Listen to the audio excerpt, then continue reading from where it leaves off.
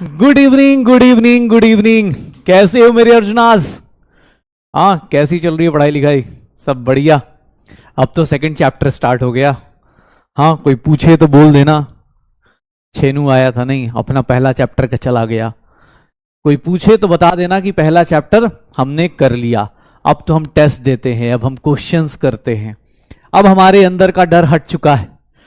और अब हाँ, जो लोग कल से जिन्होंने फ्रेश स्टार्ट किया है, बहुत सारे लोगों ने मतलब ठीक है, आजकल इंस्टाग्राम पे मैसेज कर करके बर्बाद कर रखा है मुझे कि भैया 7 लेक्चर 8 लेक्चर जो भी बैकलॉग कवर करके आए हैं भाई, बहुत बड़ी चीज़ है।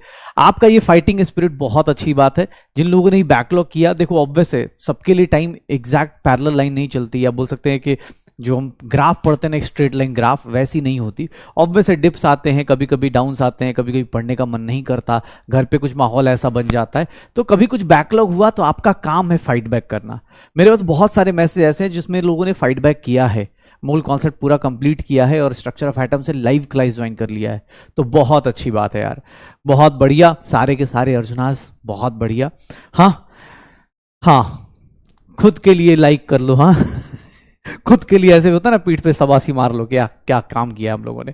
जो लोग नए आए हैं, ऑब्वियस आपका बैकलॉग पीछे का चैप्टर है, प्लीज कर लीजिएगा। इस चैप्टर में आज भी सत्संग है, लेकिन कल से इसमें न्यूमेरिकल्स आ जाएंगे। इवन आज भी थोड़ी बहुत आने की कोशिश करेगा न्यूमेरिकल्स, थोड़ा सा चीजें रिवाइज करके आइएगा। हाँ चलो तो शुरू करते हैं, स्टार्ट करते हैं। शॉर्ट नोट्स भाई सबने बनाया है। आज मैं इंस्टा पे एक स्टोरी भी लगाई एक बच्चे की, तो उसने तो पूरा क्लास नोट्स एक चीज बना रखी है यार। मैंने देखा उसने वीडियो बना रखा है, मुझे अच्छा लगा कि ऐसे भी क्लास नोट्स लोग बना रहे हैं। ठीक है, तो चलो, लास्ट क्लास में हमने कुछ चीजें पढ़ी हैं। लास्ट क्लास में कुछ चीजें पढ़ी थी और वो था कि सर आखिर डिस्कवरी कैसे हुई। एटॉमिक स्ट्रक्चर में हमने लास्ट क्लास में कुछ चीजें पढ़ी। लास्ट क्लास में हमने पढ़ना शुरू किया था कि इलेक्ट्रॉन और प्रोटॉन की डिस्कवरी कैसे हुई। एटम, स्ट्रक्चर ऑफ एटम, पूरा चैप्टर हमने स्टार्ट किया था और उसमें डिस्कवरी ऑफ सब एटॉमिक पार्टिकल्स जो पहला नेचर था वो देखा था। ठीक है, तो चलो शुरू करते हैं आज का सत्संग। लेकिन सत्संग में ये बाबा थोड़े अलग है, ये थोड़े जो ज्ञानी जो है ना, ये थोड़े अलग हैं। हम लोग जब भी ये सब बातें करते हैं, हमारे यहां क्वेश्चन भी पूछा जाता है। हमारे यहां सिर्फ और सिर्फ ऐसी बातें नहीं होती कि बस आए और सुन के चले गए। नहीं नहीं नहीं, हम लोग कल डिस्कवरी ऑफ सब एटॉमिक पार्टिकल कर रहे थे और डिस्कवरी ऑफ सब एटॉमिक पार्टिकल्स को अगर देखेंगे ध्यान से, सब एटॉमिक पार्टिकल्स की जो डिस्कवरी है, अगर इसको ध्यान से देखेंगे तो यहां पर क्या मिल जाएगा डिस्कवरी ऑफ सब एटॉमिक पार्टिकल्स में। ध्यान से देखिएगा, हम लोगों ने इलेक्ट्रॉन्स की डिस्कवरी स्टार्ट करी थी। इलेक्ट्रॉन पहली बार कहां मिला था? तो यहां पर थॉमसन भाई साहब आए थे। थॉमसन ने याद है क्या क्या किया था? बेचारे ने इलेक्ट्रॉन के बारे में कैथोड रे एक्सपेरिमेंट किया कि सर कैथोड रे एक्सपेरिमेंट करते। कैथोड रे एक्सपेरिमेंट किया, कैथोड रे निकाल के लाए, E/m चार्ज अपॉन मास का रेशियो निकाल के लाए, लेकिन इनसे नहीं हो पाया। ये दोनों काम किसने किया? थॉमसन ने किया। थॉमसन ने बेचारे ने पूरा मेहनत कर दिया, पता नहीं कैथोड रे के अंदर क्या क्या मॉडिफिकेशन कर दी, याद है? कैथोड रे यहां से जनरेट होगा, यहां पर अपने पास एनोड होगा, ये हाई वोल्टेज लगाया, यहां लो प्रेशर मेंटेन किया, इलेक्ट्रिक फील्ड में यहां पर, नॉर्मल केस में यहां पर, और यहां मैग्नेटिक फील्ड, यहां इलेक्ट्रिक फील्ड में, यहां मैग्नेटिक फील्ड में, और यहां पर क्या था? बैलेंस्ड था। ये दोनों को बैलेंस किया गया। तो ये सारा कुछ थॉमसन ने इतनी हाई लेवल फिजिक्स पढ़ा के फिर भी बेचारा नहीं निकाल पाया चार्ज और मास नहीं निकाल पाया, स्पेसिफिक चार्ज ऑफ इलेक्ट्रॉन निकाल के चला गया। चलो मुझे एक बात बताओ, ये जो डेविएशन होती है कैथोड रे की, थोड़ा सा एक बात बताइएगा, ये जो डेविएशन होती है कैथोड रे की, ये बता सकते हैं डेविएशन ऑफ कैथोड रे? ए भैया जल्दी से जल्दी, डेविएशन ऑफ कैथोड रे जो होता है, क्या ये मैं सही लिख रहा हूं या रॉन्ग है? राइट है या रॉन्ग है? अगर मैं बोलूं कि कैथोड रे का deviation directly proportional to mass है, क्या ये स्टेटमेंट राइट है या रॉन्ग है? जल्दी से जल्दी, क्या ये स्टेटमेंट राइट है या रॉन्ग है? जल्दी से जल्दी, ये स्टेटमेंट राइट है या रॉन्ग है? Deviation of cathode ray sir directly proportional to mass क्या है? रॉन्ग है ना, ऑब्वियस है, इनवर्सली प्रोपोर्शनल टू मास होता है और directly proportional to electric and magnetic field and directly proportional to charge होता है। ये बातें कौन करके चला गया? ये सारी बातें थॉमसन करके चला गया, थॉमसन करके चला गया। फिर हम लोगों ने इलेक्ट्रॉन का चार्ज निकाला किससे? Sir Millikan oil drop experiment से। देख रहे हो, मिलिकन ऑयल ड्रॉप एक्सपेरिमेंट लिया, मिलिकन ऑयल ड्रॉप एक्सपेरिमेंट से निकाला, मिलिकन ऑयल ड्रॉप एक्सपेरिमेंट से निकाला। और ये मिलिकन ऑयल ड्रॉप एक्सपेरिमेंट से एक चीज पता चली कि दुनिया का सारा चार्ज या तो इलेक्ट्रॉन का मल्टीपल होगा या दूसरा चार्ज ऑन इलेक्ट्रॉन कितना होगा? 1.6 इंटू 10 की power minus 19 coulomb. Sir mass कितना आ गया यहां से? 9.1 इंटू 10 की पावर माइनस 31 केजी। और E by M ratio electron का होता कितना है? तो सर ये वाली वैल्यू 1.76 इंटू 10 की पावर 11 कूलम पर केजी हो जाता है। तो ये सारी चीजें माइनस 1.76 इंटू 10 की पावर 11 हो जाता है। पक्का? तो ये सारी चीजें इलेक्ट्रॉन के बारे में। सबसे ज्यादा टाइम हमें इलेक्ट्रॉन की डिस्कवरी में लगा। इलेक्ट्रॉन की डिस्कवरी जैसे ही हुई, भैया प्रोटॉन की डिस्कवरी में कुछ भी नहीं करना था, प्रोटॉन की डिस्कवरी में कुछ भी नहीं करना था। यहां पर कौन सा रे लगा? सर कैनाल रे या फिर एनोड रे या फिर इसी को पॉजिटिव रे बोल दो। सर यहां पर बस अपोजिट साइड लेना था। सर यहां पर प्रोटॉन की डिस्कवरी में कुछ भी नहीं। सर कोई भी गैस, याद रखिएगा ये किस पे डिपेंड करता है? Depends on gas in the tube. Cathode ray depend नहीं करता गैस पे, ये किस पे डिपेंड करता है? ट्यूब में कौन सा गैस रखा है इसके ऊपर डिपेंड करेगा। कैथोड रे के बारे में याद करो, कैथोड रे के बारे में याद करो, कैथोड रे के बारे में क्या क्या पढ़ा था कि ये इंडिपेंडेंट ऑफ गैस होता है, इंडिपेंडेंट ऑफ गैस होता है। इसको कोई फर्क नहीं पड़ता ट्यूब के अंदर कौन सा गैस होगा। इन प्रोटॉन में यहां पर डिपेंड करता है कैनाल रे, एनोड रे। क्यों? क्योंकि सर याद कीजिएगा इलेक्ट्रॉन जो होता है ना आउटर मोस्ट ऑर्बिट में होता है, बाहर होता है, दे दोगे कोई दिक्कत नहीं। लेकिन अगर तुमसे कोई प्रोटॉन मांग ले तो भैया तुम सोचने लगोगे। मैंने बोला था ना, एक एग्जांपल दिया था कि पेन मांगेगा दोस्त दे दोगे, पेन मांगोगे दे दोगे कि हाँ ले जा कोई बात नहीं। लेकिन अगर बोल देना हाथ दे दे, नहीं दे पाओगे ना, हाँ नहीं दे पाओगे। तो इसी को क्या बोलते हैं? प्रोटॉन। ये क्या है? इलेक्ट्रॉन। अपने पास इसका कैथोड रे, ये इंडिपेंडेंट ऑफ गैस है। ये क्या है? डिपेंड करता है गैस के ऊपर। पक्का हो जाएगा? श्योर हो? चलें तो चलें, स्टार्ट करें। क्या होगा ये देखिएगा अपने पास। अब आपके पास आपका केवीडी आपका इंतजार कर रहा है। कौन बनेगा डॉक्टर? हाँ कौन बनेगा? जल्दी आंसर आना चाहिए। कौन बनेगा? बोलो, लिखो, इसी बहाने याद हो जाए। मैं बनूंगा डॉक्टर। अंदर से मोटिवेशन भाई आना चाहिए। अपने आप को इमेजिन करो, स्टेथोस्कोप के साथ इमेजिन करो किसी पेशेंट की सेवा कर रहे होगे, किसी पेशेंट को दवाई लिख रहे होगे। इमेजिन करो। हाँ हर एक मतलब अच्छी स्पीड से कमाओगे तो सोचो कितना कमा सकते हो। इमेजिन ये भी नहीं, सेवा करनी है। मैं बार बार बोलता हूं बेटा, हमें सेवा करनी है, एकदम सेवा करनी है, समाज की सेवा करनी है। पैसा लेना गलत चीज थोड़ी ना होती है। हाँ सेवा करेंगे लेकिन हाँ पैसे के साथ यार, ऑब्वियस है, हिसाब किताब अपना पूरा क्लियर होना चाहिए। टारगेट क्या है? 1 मूल रुपया। जिंदगी में क्या करना है? कोई पूछे तुम्हारी जिंदगी का मकसद क्या है? बोलना 1 मूल रुपया कमाना है। हाँ ठीक है, 1 मूल रुपया। तो बस 1 मूल रुपीज के लिए काम करना है। कैसे काम करेंगे? अच्छा डॉक्टर बनेंगे, 1 मिनट में 1 पेशेंट, 60 मिनट में 60 पेशेंट, ज्यादा हो जाएगा। हाँ सोच रहे हो? कल में 1 मिनट में 1 पेशेंट, 60 मिनट में 60 से मतलब 1 घंटे में कितना हो गया? 60। 1 घंटे में नहीं 60, चल छोड़ो 30 लगा देते हैं। अच्छा ज्यादा अच्छा पढ़ा लिखा डॉक्टर बन जाओ, 30 पेशेंट देख जाओ। सोच रहे हो? 2-2 हजार रुपये भी तुम्हारे टाइम तक दे देगा। आज से 5-7 साल बाद 2,000 रुपये तो हो ही जाएगा कंसल्टेंसी फीस। तो 60,000 1 घंटे के अंदर 30 पेशेंट देखोगे, 60,000। जिंदगी में ज्यादा काम नहीं करना चाहिए, 4-5 घंटे ही काम करना है। 1 दिन में 3 लाख, 5 घंटे में 3 लाख। सोचो कितनी खुशी हो रही है ना। इसी सोच को घर पे बैठ के सोचना, अभी पढ़ना, ठीक है, अभी पढ़ाई करनी है। सोच लिया ना 3 लाख रुपए एक दिन का, 30 दिन में 90 लाख। छाती हो गई 56 इंच से बड़ी। हाँ यही रियलिटी है। ठीक है तो चलो पढ़ाई शुरू करो। ठीक है देखते हैं यहां पर 90 लाख रुपए महीना कमाने के लिए।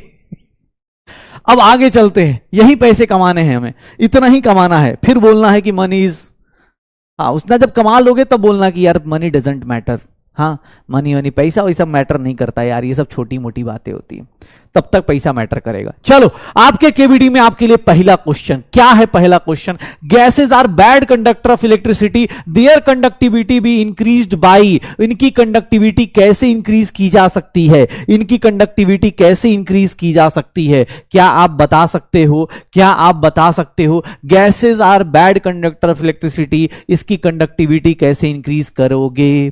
कैसे इंक्रीज करोगे? ठीक है,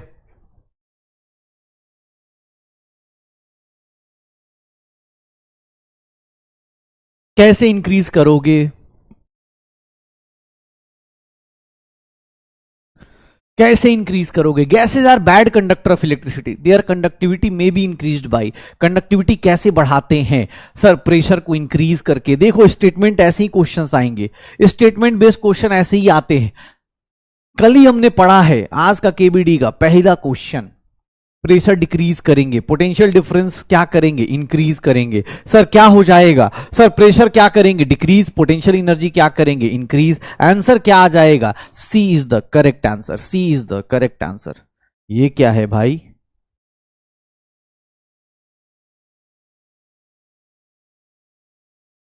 क्या हुआ? पोल नहीं आया क्या? क्या हो गया? बुरा मान गए? है 3 लाख रुपया वो कमाएंगे यार, हम थोड़ा ना कमा रहे, ऐसे बुरा मान गए? तुम लोग यार ज्यादा वो कर दिए ना, तुम लोग ज्यादा एक्साइटेड स्टेट में चले गए, पोल ही बुरा मान गया। बताओ, कैलकुलेशन कम करनी थी ना यार, तुम लोग एकदम वो कर गए यार। ठीक है, वो बुरा मान गया यार, उसकी 3 लाख सैलरी नहीं है उस बेचारे की, वो तुम एक दिन में 3 लाख कमाओगे, 7 महीने का 90 लाख। बेहोश हो गया, फ्रस्ट्रेट हो गया, बुरा मान गया भाई उधर। कोई बात नहीं, चलो अब ऐसी बातें नहीं करनी। कोई पूछेगा डॉक्टर क्यों बनना है? सोसाइटी को सर्विस देनी है, समाज को सेवा करना है हमें, मतलब बोलते हैं ना समाज को सुधारना है, ये सब बात बोलनी होती है बेटा, एकदम अच्छे से बोलना। कोई पूछे एकदम नहीं बताना। ये राज जो है ना हम तुम लोगों के बीच में है, पता चला पड़ोसी का बच्चा भी तैयारी करना शुरू कर देगा, कभी नहीं बोलना है। हाँ, कभी नहीं बोलना। हाँ चलो देखो, चलो अगला क्वेश्चन देखो, स्पेसिफिक चार्ज ऑफ कैथोड रे। स्पेसिफिक चार्ज ऑफ कैथोड रे किस पे डिपेंड करता है? स्पेसिफिक चार्ज ऑफ कैथोड रे किस पे डिपेंड करता है? कैथोड कैथोड रे का स्पेसिफिक चार्ज किस पे डिपेंड करता है? किस पे डिपेंड करता है? अरे कोई बात नहीं, पोल नहीं काम कर रहा, तू अपना आंसर दे दे यार, कोई दिक्कत नहीं, क्वेश्चन तो करेंगे, पोल काम करे चाहे ना करे। क्या होगा? स्पेसिफिक चार्ज ऑफ कैथोड रे किस पे डिपेंड करता है? Depends on the nature of the gas, depends on the material of the gas, depends on the potential difference with the gas, it is a universal constant, it is a universal constant. सीधी सी बात है भैया, ये universal constant है, किसी पे depend नहीं करेगा। आंसर क्या आ जाएगा? D is the correct answer. पगला गया आज, फ्रस्ट्रेट हो गया, गलत बात है। ए नहीं कह रहे भाई, तुम्हें तुम्हें समझ में नहीं आ रहा। सब बच्चा नहीं कमाता है, कुछ बच्चा सेवा करने के लिए करता है भाई, डॉक्टर बनेगा, कुछ बच्चा डॉक्टर बनेगा। हाँ, कुछ सच में सेवा करेंगे यार। बुरा मान गया, ये तो सच में बुरा मान गया। मैंने सही लगाया है ना? 1 मिनट मुझे देखने दो यार, लगा तो यही है। 1 मिनट,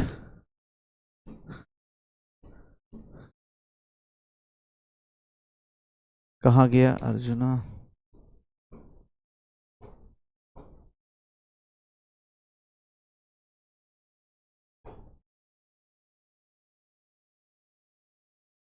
चलो हो गया, चलो देखते हैं अगला क्वेश्चन। देखना अपने पास, चलो जल्दी जल्दी। ये क्वेश्चन बताइए, ratio of mass of an electron, ratio of mass of an electron to the that mass of hydrogen atom. Hydrogen atom का मतलब क्या होता है? सब प्रोटॉन का मास तो बताएंगे। Hydrogen mass of electron upon mass of proton, mass of electron upon mass of proton किसके इक्वल होगा? किसके इक्वल होगा? कौन से रेशियो के इक्वल होगा? किसके इक्वल हो जाएगा? किसके इक्वल हो जाएगा? किसके इक्वल हो जाएगा? 1 अपॉन कितना हो जाएगा? 1837। ये क्वेश्चन 30 सेकंड भी ज्यादा है यार, इसको तो देखा और टिक मारा। क्या आंसर बन जाएगा? B is the correct answer, B is the correct answer. आया आया आया आया, मेरे करण अर्जुन वापस आ गए यार। ओह, बुरा नहीं मानना भाई, है बुरा नहीं मानना। तुम्हारे तो बाल भी नहीं है कि तुम्हें, अरे बाल सॉरी, तुम्हारे तो यार कुछ क्या है, बुरा नहीं मानना, ठीक है, आवाज पहुंच गई ना, बुरा नहीं मानना, ठीक है। ये बच्चे कमाएंगे, तुम्हें देंगे पैसे, हाँ हाँ, 1 मोल कमाओगे तो याद रखोगे ना, 0.01% दे देना मास्टर को यार, गरीब मास्टर को, ठीक है। चलो, तो यहां पर देख लो आंसर क्या आ गया, B is the correct answer. चलो अगला क्वेश्चन देखो क्या दे रहा है, क्या दे रहा है, Millikan oil drop experiment is used to find, किसको पता लगाया था, मिलिकन ऑयल ड्रॉप से क्या पता चला था, मिलिकन ऑयल ड्रॉप से क्या पता चला था, कैसे आएगा रे, कैसे आएगा, ये सब क्वेश्चन कैसे होगा, इतना डिफिकल्ट क्वेश्चन कैसे होगा, क्या होगा, मिलिकन ऑयल ड्रॉप एक्सपेरिमेंट किसके लिए होता है, सर इससे क्या पता चला था, दुनिया में किसी का भी चार्ज हो Q is equals to plus minus N E, sir कोई भी चार्ज हो वो किसके मल्टीपल में होगा, इसके मल्टीपल में होगा, ये बात किसने बताई थी, मिलिकन, याद है वो बात, सोच रहे हो कितना, मतलब ऐसे अजीब से आदमी ऑयल को ड्रॉप कर रहे हैं, हमारे यहाँ तेल में डाल के सब्जी खा जाते, हाँ ये ऑयल ड्रॉप करके चेक कर रहे हैं, इसीलिए तो नाम मिलिकन है। सोचो इंडिया में होता उसका नाम क्या होता, मुकेश ऑयल ड्रॉप एक्सपेरिमेंट, लोग हंसते कि अभी मुकेश हुआ क्या कर रहा था जी तुम, हाँ तुम ऑयल ड्रॉप करके चेक कर रहे थे, सोचो। मिलिकन ऑयल ड्रॉप एक्सपेरिमेंट, ये देख भाई क्या होगा, है ऐसे करोगे मुकेश बन जाओगे तुम भी, हाँ कैसे कर रहे हो भाई तुम लोग, ये देखो, चलो E by M ratio of anode ray किस पे डिपेंड करता है, E by M ratio of anode ray किस पे डिपेंड करता है, किस पे डिपेंड करेगा, सर एनोड रे का E बाई एम रेशियो किस पे डिपेंड करता है, किस पे डिपेंड करता है, हाँ किस पे डिपेंड करता है, किस पे डिपेंड करता है, ऑब्वियस है सर नेचर ऑफ गैस पे, क्यों, क्योंकि ऑब्वियस है, आपने कल ही पढ़ा था कि एनोड रे किस पे डिपेंड करेगा, नेचर ऑफ गैस पे डिपेंड करेगा, तो एनोड रे किस पे डिपेंड करेगा, नेचर ऑफ गैस पे, किस पे डिपेंड करेगा, नेचर ऑफ गैस पे, नेचर ऑफ गैस पे। ऑल ऑफ दीज कौन है भाई, ऑल ऑफ दीज कौन है, ऐसे इतना कहीं भी गैस के अलावा कहां लिखवाया था, ऑल ऑफ दीज लिखा दिया एकदम, मतलब हाँ। चलो अगला क्वेश्चन देखो, पॉजिटिव और कैनाल रे को क्या बोलते हैं, पॉजिटिव और कैनाल रे को क्या बोलते हैं, जल्दी से जल्दी देखो और टिक मारो, पॉजिटिव और कैनाल रे को क्या बोलते हैं, इलेक्ट्रोमैग्नेटिक वेव्स किसको क्या बोलते हैं, पॉजिटिव और कैनाल रे को क्या बोलते हैं, जल्दी किसको क्या बोलते हैं, आंसर देखो और क्वेश्चन का आंसर टिक मारो, किसको बोलेंगे, कैनाल रे क्या होता है, इलेक्ट्रॉन होता है, न्यूट्रॉन होता है, इलेक्ट्रोमैग्नेटिक वेव होता है, या पॉजिटिवली चार्ज क्या होता है, क्या होता है, सर ये कौन सा होगा, इलेक्ट्रॉन होगा, प्रोटॉन होगा, कौन सा होगा, सर ये क्या बन जाएगा,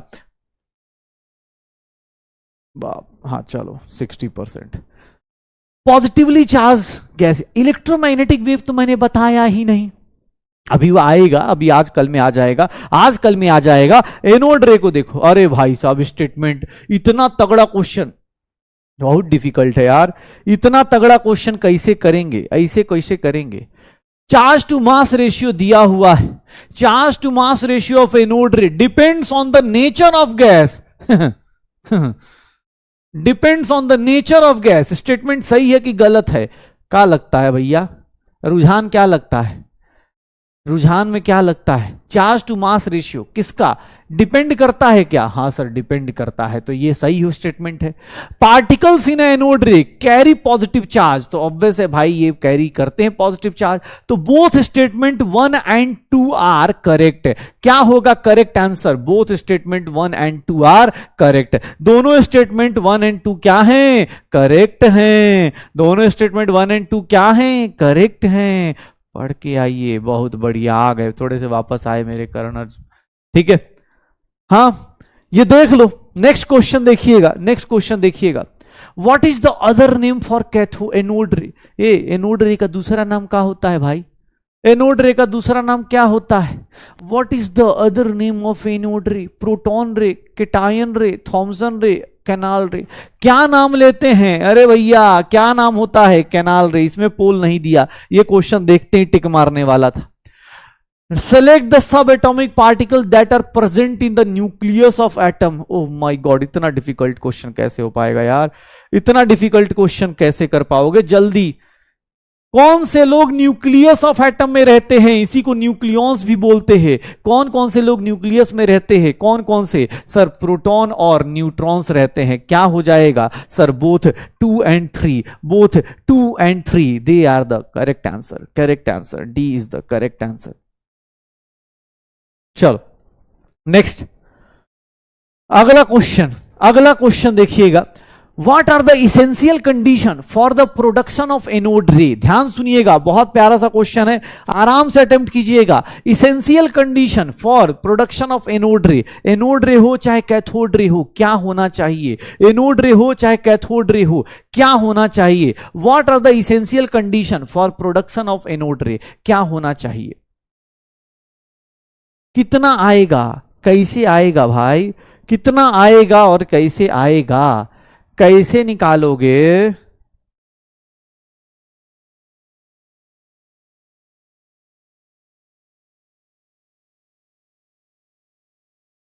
कैसे निकालोगे भाई? क्या आएगा सर? हाई वोल्टेज चाहिए और लो प्रेशर चाहिए, तो आंसर क्या हो जाएगा? A is the correct answer. A is the correct answer. बहुत बढ़िया, बहुत बढ़िया। चलो ये क्वेश्चन का आंसर बताओ। विच of the following is not true for cathode ray?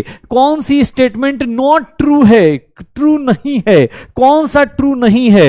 ए भैया ये देखिएगा, आंसर बताइएगा। क्वेश्चन देखिए, कौन सा ट्रू नहीं है? नॉट ट्रू बताइए। सर नेचर ऑफ कैथोड रे depends upon the nature of gas. क्या होगा? अरे कोई बात नहीं, पोल काम करे चाहे ना करे, तुम्हारा दिमाग काम करना चाहिए। हाँ, मंजिल को भुला के जिया तो क्या जिया, पोल को भुला के क्वेश्चन किया तो क्या किया। हाँ, ऐसे मोटिवेटेड रहो यार तुम लोग।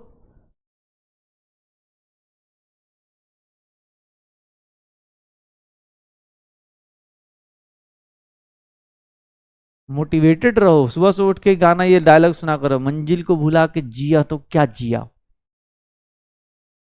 ठीक है, क्या होगा सर? सीधा सीधा इसका आंसर क्या आ जाएगा? C is the correct answer. C is the correct answer. बताइए, मंजिल को भुला के जी रहे हैं ये लोग। हाँ, सी इज द करेक्ट आंसर। क्या हो जाएगा? नेचर ऑफ कैथोड रे। अगला देखिएगा, सर इलेक्ट्रॉन के बारे में कौन सी बात इनकरेक्ट है? इलेक्ट्रॉन के बारे में कौन सी बात इनकरेक्ट है? ये देख लीजिए, मास ऑफ इलेक्ट्रॉन। इलेक्ट्रॉन के बारे में कौन सी बात इनकरेक्ट है? क्या होगा? मास ऑफ इलेक्ट्रॉन क्या होगा?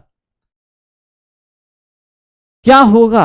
Which of the following statement about electron is incorrect? गलत स्टेटमेंट बताइए, क्या गलत स्टेटमेंट है?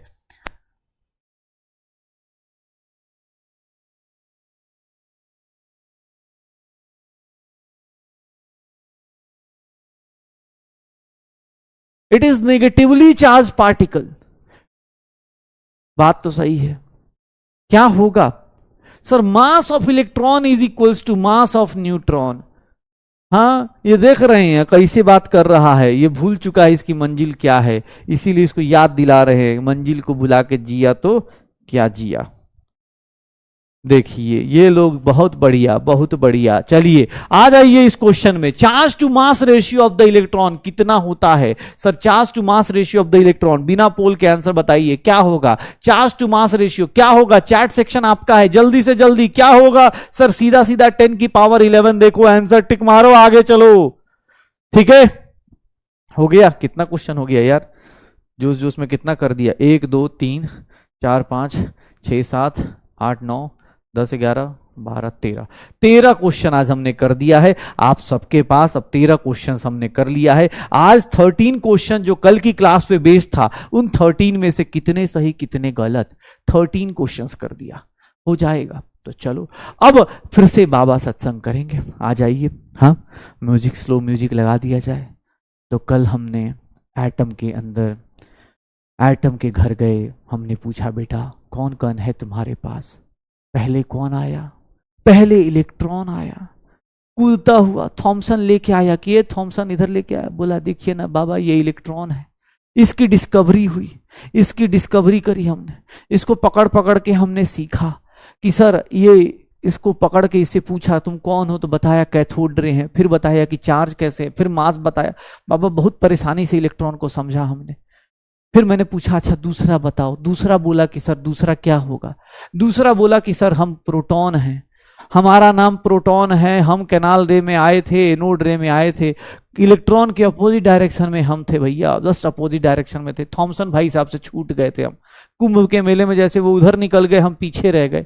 तो हमें पकड़ के कौन लाए? गोल्डस्टीन लाए। हमें पकड़ के कौन लाए? गोल्डस्टीन लाए। तो एटम के घर में 2 लोग मिल चुके हैं, अब तीसरे आदमी की बारी है। देखो इलेक्ट्रॉन के बाद प्रोटॉन में दिक्कत नहीं आई, लेकिन आज हम ऐसी बात को जानेंगे जो एटम ने बहुत दिन तक छुपा के रखा था। थॉमसन ने सबसे पहले प्रोटॉन को पकड़ा, फिर इलेक्ट्रॉन को पकड़ा, फिर प्रोटॉन आया। आज एटम के घर में एक ऐसा खजाना निकालेंगे जो होता है न्यूट्रल। एक पॉजिटिव था, एक नेगेटिव था, मतलब उसको पकड़ना आसान था, ठीक है, लेकिन एक न्यूट्रल आदमी मिला और उसने क्या बोला थोड़ा देखते हैं। तो आज का क्या बोलते हैं यार, हाँ मतलब आज का स्ट्रक्चर ऑफ एटम महाज्ञान में आज की दूसरी क्लास में, दूसरी कक्षा में आप सभी का स्वागत है।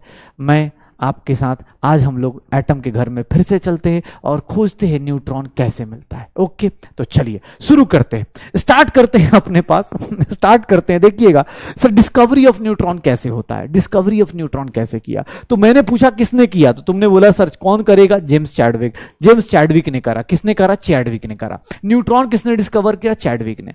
एक्चुअली न्यूट्रॉन की डिस्कवरी ना भाई बहुत लेट हुई, बहुत लेट। क्यों? क्योंकि देखो प्रोटॉन पॉजिटिव था, इलेक्ट्रॉन नेगेटिव था। कल हमने इलेक्ट्रॉन जब खोज रहे थे ना, उसी टाइम पता चल रहा था कि यार कोई पॉजिटिव वाला उधर तो गया ही होगा, लेकिन न्यूट्रॉन क्या था? न्यूट्रल। ये बंदा मिल ही नहीं रहा। तो ऑब्वियस अब जब कोई बंदा नहीं मिलेगा तो कैसे करेंगे, उसको कैसे पकड़ेंगे? तो उसको लेके आए हम लोग कौन सा? Radio active. रेडियो एक्टिव भाई अलग ही लेवल पे होता है। मतलब सर देखिएगा, याद रखिएगा, थिन सीट ऑफ बेरिलियम के ऊपर अल्फा पार्टिकल को बम्बार्ड किया गया। अल्फा पार्टिकल क्या होता है? अल्फा पार्टिकल क्या होता है? अल्फा पार्टिकल बोलते हैं हीलियम का न्यूक्लियस होता है। अल्फा पार्टिकल किसको बोलते हैं? न्यूक्लियस ऑफ हीलियम होता है। हीलियम एटम का न्यूक्लियस। कैसे सर? हीलियम क्या होता है? ये होता है सर प्रोटॉन कितना 2, न्यूट्रॉन कितना 4 - 2 2, इलेक्ट्रॉन कितना 2। ये याद आ रहा है कि गया सब? हाँ, अब यहां से लिखना चालू कर दो। आज अपने जो लोग भी नोट्स बना रहे हैं प्लीज क्लास के साथ जो नोट्स बना रहे हैं अच्छी बात है, जो लोग नहीं बना पा रहे प्लीज ये थ्योरेटिकल टॉपिक्स हैं, आप कभी भी बना लीजिए, कोई दिक्कत नहीं। ऐसे सुना है स्कूल की छुट्टियां हो गई हैं सबकी, तो अब दिन में टाइम मिल रहा है, तो प्लीज अपनी अपनी छुट्टियों को बर्बाद ना करिए, चुपचाप उसको पढ़ाई कर लीजिएगा। इसको बोलते हैं हम लोग अल्फा पार्टिकल। ध्यान सुनिएगा, ये मेरा क्या कहलाता है? Alpha particle. क्यों? क्योंकि सर इसके इलेक्ट्रॉन कितने हो गए? 0। अल्फा पार्टिकल कोई पूछेगा ना तो याद रखना न्यूक्लियस ऑफ हीलियम एटम को याद रखिएगा। ये देखिएगा सर प्रोटॉन 2, न्यूट्रॉन 2, इलेक्ट्रॉन 2, ये सब याद आ रहा है? थोड़ा बहुत हमने एटॉमिक नंबर, मास नंबर पढ़ा था, ऐसे इस क्लास में भी याद दिलाऊंगा, लेकिन हाँ पहले पढ़ा हुआ था। जो लोग नए आए हैं टेंशन मत लीजिए, आपको बस बेटा अगर स्कूल का सिलेबस हो गया हो या अभी स्कूल बंद हो गया हो तो मूल कॉन्सेप्ट का रिवीजन चालू कर दीजिएगा। बहुत डिटेल में करवाए हैं, एकदम लेट के सत्संग की तरह करवाए हुए हैं ये सब चीजें। फिर भी आपको भी मैं थोड़ी देर में रियलाइज करा दूंगा। ये देखिएगा अल्फा पार्टिकल क्या होता है? सर ये रिएक्शन केमिकल रिएक्शन है क्या? नहीं, ये कौन सी रिएक्शन है? न्यूक्लियर रिएक्शन है। क्यों? क्योंकि याद करो जहां पे प्रोटॉन न्यूट्रॉन पार्टिसिपेट कर जाए वहां पर क्या होता था? बम फटता था। सर देखो घर के बाहर छोटा वाला भाई जो होता है ना, वो पिट पटा के आ जाए कोई टेंशन नहीं होता है, ठीक है, उसको उतना भाव नहीं देते। इलेक्ट्रॉन के चेंज से क्या होता है? Chemical reaction. इलेक्ट्रॉन के चेंज से क्या होता है? Chemical reaction. लेकिन अगर प्रोटॉन और न्यूट्रॉन में से कोई भी इधर उधर गया तो उससे क्या होता है भैया? न्यूक्लियर रिएक्शन, बम फट जाता है। तो वही वाली हालत है। देखो यहां कंजर्वेशन ऑफ एटम नहीं बोल सकते, मास कंजर्वेशन ऑफ एटम नहीं बोल सकते। इधर बेरिलियम है, इधर हीलियम है, देखो इधर कार्बन का एटम आ गया। ये कौन सा रिएक्शन है? न्यूक्लियर रिएक्शन है। ये कौन सा रिएक्शन है? न्यूक्लियर रिएक्शन है। पक्का? हाँ, ये देखो अपने पास हमारा न्यूक्लियर रिएक्शन है, इसीलिए इसमें कंजर्वेशन ऑफ एटम बैलेंस नहीं कर सकते। देख लो न्यूक्लियर रिएक्शन में एकदम मतलब बम फट रहा होता है। और इस तरह से हमारे पास कौन डिस्कवर हुआ? न्यूट्रॉन। मतलब न्यूट्रॉन जो था ना, सबसे शांत इंसान जो होता है, जो बोलते हैं ना सबसे शांत इंसान है, उसको कैसे उकसाओगे? तो उसके ऊपर लगातार रेडिएशन मारते जाओ। ऑब्वियस से बेचारा निकल गया, बोला चलते हैं, दुआओं में याद रखना। बेरिलियम के घर में बैठा था, वही लगातार अल्फा पार्टिकल मारे जा रहे थे, तो बोला चल तो भाई, चल दे भाई निकल चलते हैं। तो चैडविक भाई साहब ने, हाँ जा रहा है, न्यूट्रॉन निकल गया ना, इसके बॉडी से निकल गया भाई, बेरिलियम की बॉडी से निकल गया, गाना गाते जा रहा है, छन्ना मेरे या ठीक है, दुआओं में याद रखना, ऐसे करके याद रख रहा है। ठीक है, चैडविक क्या था, उसने अल्फा पार्टिकल, इसको क्या बोलते हैं, ये रहा ना अल्फा पार्टिकल। अल्फा पार्टिकल मतलब अल्फा रेज होती है, करेक्ट, एक रेज होती है, रेज अल्फा रेज को बोलते हैं भाई। अल्फा पार्टिकल मतलब एक क्या करते हैं, रदरफोर्ड एक्सपेरिमेंट सुना है, टॉर्च में से रेडिएशंस निकलती है ना, वैसी अल्फा पार्टिकल्स निकलती हैं। जैसे कैथोड रे निकला, एनोड रे निकला, वैसी अल्फा पार्टिकल्स भी डेविएट होती है। ठीक है, तो वैसे निकल जाएगा। अब देखो ना, बेरिलियम के ऊपर आपने मारना शुरू किया तो ये क्या करेगा, न्यूक्लियर रिएक्शन करेगा, और न्यूक्लियर रिएक्शन में क्या रिलीज कर रहा है, न्यूट्रॉन। आपने अल्फा पार्टिकल वो किससे बम्बार्ड कर दिया, एल्यूमिनियम के ऊपर, क्या बन गया, फास्फोरस, और क्या साइड से निकल गया, न्यूट्रॉन। आप एक ही याद रखना, एक ही याद रखना, बाकी सब मत याद रखना भाई। न्यूट्रॉन के बारे में बस इतना ही याद रखना कि ये कब निकला, रेडियो एक्टिव एलिमेंट को यूज करके, रेडियो एक्टिव एलिमेंट को यूज करके। पक्का हो जाएगा, श्योर हो। तो न्यूट्रॉन की डिस्कवरी कैसे हुई, न्यूट्रॉन कैसे मिला किसी को, तो सर चैडविक भाई साहब बेरिलियम के ऊपर अल्फा पार्टिकल्स का बम्बार्डिंग कर रहे थे, उनको एक ऐसा इंसान मिला जिसके ऊपर क्या है, मास तो 1 है लेकिन उसका चार्ज क्या है, 0। न्यूट्रॉन एक ऐसा इंसान मिला जिसका मास तो 1 है लेकिन चार्ज क्या है, 0। न्यूट्रॉन्स के बारे में देखिएगा, न्यूट्रॉन्स जो होते हैं ये कोई भी चार्ज नहीं होगा तो सर कोई डेविएशन शो नहीं करेंगे। मतलब ऑब्वियस है ना, न्यूट्रॉन क्यों नहीं डेविएट करेगा, याद करो, एनोड रे कैथोड रे डेविएट कर रहे थे, न्यूट्रॉन क्यों डेविएट करेगा भाई, न्यूट्रॉन के ऊपर कोई चार्ज ही नहीं है तो न्यूट्रॉन डेविएट नहीं करेगा। मास ऑफ न्यूट्रॉन देखोगे तो स्लाइटली हायर देन प्रोटॉन है। सर याद करोगे प्रोटॉन का मास कितना था, प्रोटॉन का मास कितना था, 1.673 या 2 बोल दो इंटू 10 की पावर -27 kg था। सर थोड़ा सा, ऑलमोस्ट हम लोग 7 का ले लेते हैं, बट थोड़ा सा ज्यादा बोल सकते हैं, थोड़ा सा ज्यादा बोल सकते हैं कि ये 675 है, ये 673 है। तो मास ऑफ प्रोटॉन थोड़ा सा कम होता है मास ऑफ न्यूट्रॉन से। इसका E/m रेशियो क्या होता है, 0। काहे कहेगा भैया, E/m रेशियो इसका क्या हो जाएगा, 0 हो जाएगा। रदरफोर्ड ने भी प्रोटॉन्स निकाला था। रदरफोर्ड अगर कोई पूछ दे तो रदरफोर्ड को प्रोटॉन्स मिल गया था, किस पे बम्बार्डिंग करी थी, नाइट्रोजन। ये फालतू का ज्ञान है, रख लेना, जरूरत नहीं पड़ेगी, फालतू का ज्ञान है, इसकी जरूरत है नहीं ऐसे। ठीक है, रदरफोर्ड को क्या मिला था, प्रोटॉन मिल गया था। रदरफोर्ड भी देखते हो उंगली वाला आदमी होता है ना, रदरफोर्ड को बाद में देखना हम लोग कितनी उंगली करने वाले हैं। ठीक है, हाँ, तो ये न्यूट्रॉन्स ने क्या करा, न्यूट्रॉन्स ने कोई डेविएशन नहीं दी, न्यूट्रॉन्स का कोई डेविएशन था ही नहीं अपनी लाइफ में भाई। प्लस और माइनस एकदम एकदम बीच से निकल गया। एक होता है ना आदमी एकदम भाई कोई मतलब नहीं, जैसे कल हम लोग किसी हॉस्टल की तरफ देख रहे थे ना कि हाँ भाई पॉजिटिव वाला निगेटिव साइड, निगेटिव वाला पॉजिटिव साइड अट्रैक्ट होगा, इसको कोई मतलब नहीं, जीव जाव सबसे आगे है, एकदम मोक्ष की प्राप्ति कर चुका है, एकदम बोल रहा है हम तो फकीर आदमी है, झोला उठा के चल देंगे। ऐसे न्यूट्रॉन निकल गया, बगल से निकल गया। इलेक्ट्रिक मैग्नेटिक फील्ड में कोई डेविएशन नहीं, क्योंकि इनका चार्ज क्या होता है, 0। Mass of proton, E/m ratio कितना हो गया, 0। क्यों, क्योंकि चार्ज ही नहीं है तो क्या ही बात करेंगे। And the last one, Rutherford proton obtain करता है। ये बस एक्स्ट्रा पॉइंट है, इसकी जरूरत है नहीं, इसका रिएक्शन की जरूरत नहीं। कोई बोले क्या प्रोटॉन पता कर सकते हो, हाँ सब प्रोटॉन मिल सकता है अगर नाइट्रोजन के न्यूक्लियस के ऊपर अल्फा पार्टिकल्स की बम्बार्डिंग करेंगे, निकल जाएगा। श्योर है, पक्का याद आ गया। तो चलो अब यार लिखने का भाई, आजकल छुट्टी उट्टी है, लिख लेना यार। हाँ इसमें ज्यादा नहीं, इसमें ऑब्वियस, इसमें है ही क्या यार, अल्फा पार्टिकल। अरे भाई तू अल्फा पार्टिकल देख बे यार, अल्फा पार्टिकल बेटा किसको बोलते हैं, ध्यान से देखना, अल्फा पार्टिकल्स किसको बोलते हैं, ये देख, हीलियम +2, 2 और 4, याद रख। अब तुझे कोई बोल दे सर अल्फा पार्टिकल पे चार्ज कितना होता है, चलो एक बात बताना, कितने लोगों को पता है इसका चार्ज कितना होगा, कितने लोगों को लग रहा है कौन सा ऑप्शन सही है, +2 होगा, या सर इसके ऊपर कितना चार्ज होगा, 2 × 1.6 × 10 की पावर -19 कूलम। बताओगे ये सही है या ये सही है, बताओगे कौन सा चार्ज होगा, चार्ज कितना होगा अल्फा पार्टिकल पे, ए होगा या बी होगा, ए होगा या बी होगा, जल्दी बताओ, ए होगा या बी होगा, कौन सा सही स्टेटमेंट है, इसके ऊपर अल्फा पार्टिकल के ऊपर कौन सा चार्ज होगा। सर चार्ज +2 जो होता है उसको क्या बोलते हैं हम लोग, रिलेटिव चार्ज। याद करो रिलेटिव चार्ज बोला जाता है। सर ये +2 नहीं होता, +2 को क्या बोलते हैं, relative charge.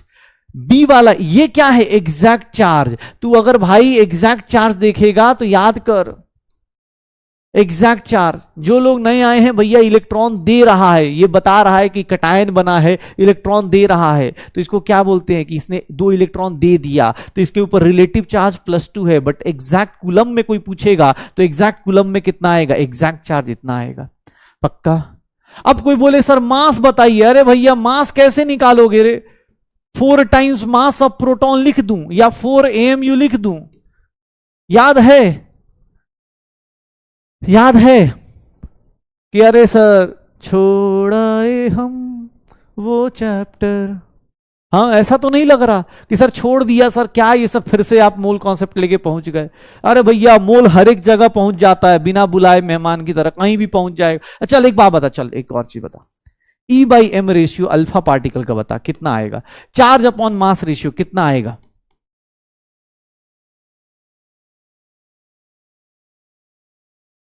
Four times mass of proton लिख सकते हैं।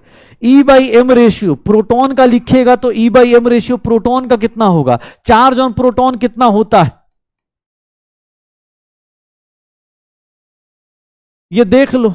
अल्फा पार्टिकल का ऐसे, प्रोटॉन का ऐसे लिखते हैं, मास ऑफ प्रोटॉन ऑब्वियस है भाई, 4 MP लिखते थे, 4 MP लिखते थे। एक बात बताइएगा भाई साहब, एक बात बताइएगा, एक बात बताइएगा, क्या ऐसे आप लोग सोच पा रहे हैं क्या?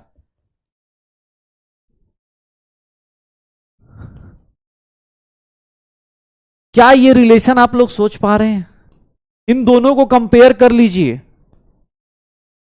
E/m ratio of alpha particle is 1/2 times E/m ratio of proton. क्या ये आप लोग लिख सकते हैं? क्या ये आप लोग लिख सकते हैं? क्या ये आप लोग लिख सकते हैं? प्रोटॉन का ऑब्वियस है, प्रोटॉन का चार्ज कितना होता है? 1.6 × 10⁻⁻19। प्रोटॉन का मास MP ले लिया, क्यों? अरे भाई मन कर रहा है, MP लिया, MP ले लिया, मैट्रिक पास, मनी मतलब, हाँ ठीक है, मैं पढ़ूंगा। ये देख लो, ये देख लो अपने पास, ये देखो क्या होगा सर, ये 2 हो गया, ये 1/2, इसको क्या बोल देंगे sir? E/m ratio of proton बोल सकते हैं। तो अल्फा पार्टिकल भाई इसको बोलते हैं, इसका चार्ज इतना, इसका मास इतना। अब चार्ज बाई मास रेशियो में निकाल दिया। अच्छा चलो एक चीज बता, चल एक चीज और बता, एक चीज बता, अल्फा पार्टिकल डेविएट करेगा या नहीं? अल्फा पार्टिकल इलेक्ट्रिक और मैग्नेटिक फील्ड में डेविएट करेगा या नहीं, ये बताओ।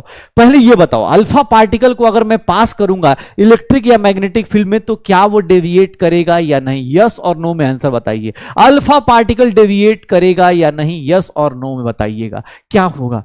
अल्फा पार्टिकल डेविएट होगा या नहीं होगा? क्या होगा? क्या होगा? अल्फा पार्टिकल डेविएट करेगा या नहीं? अरे सर पॉजिटिव चार्ज है, पॉजिटिव चार्ज है, ये क्या करेगा? Deviates in electric and magnetic field. कौन डेविएट नहीं करता?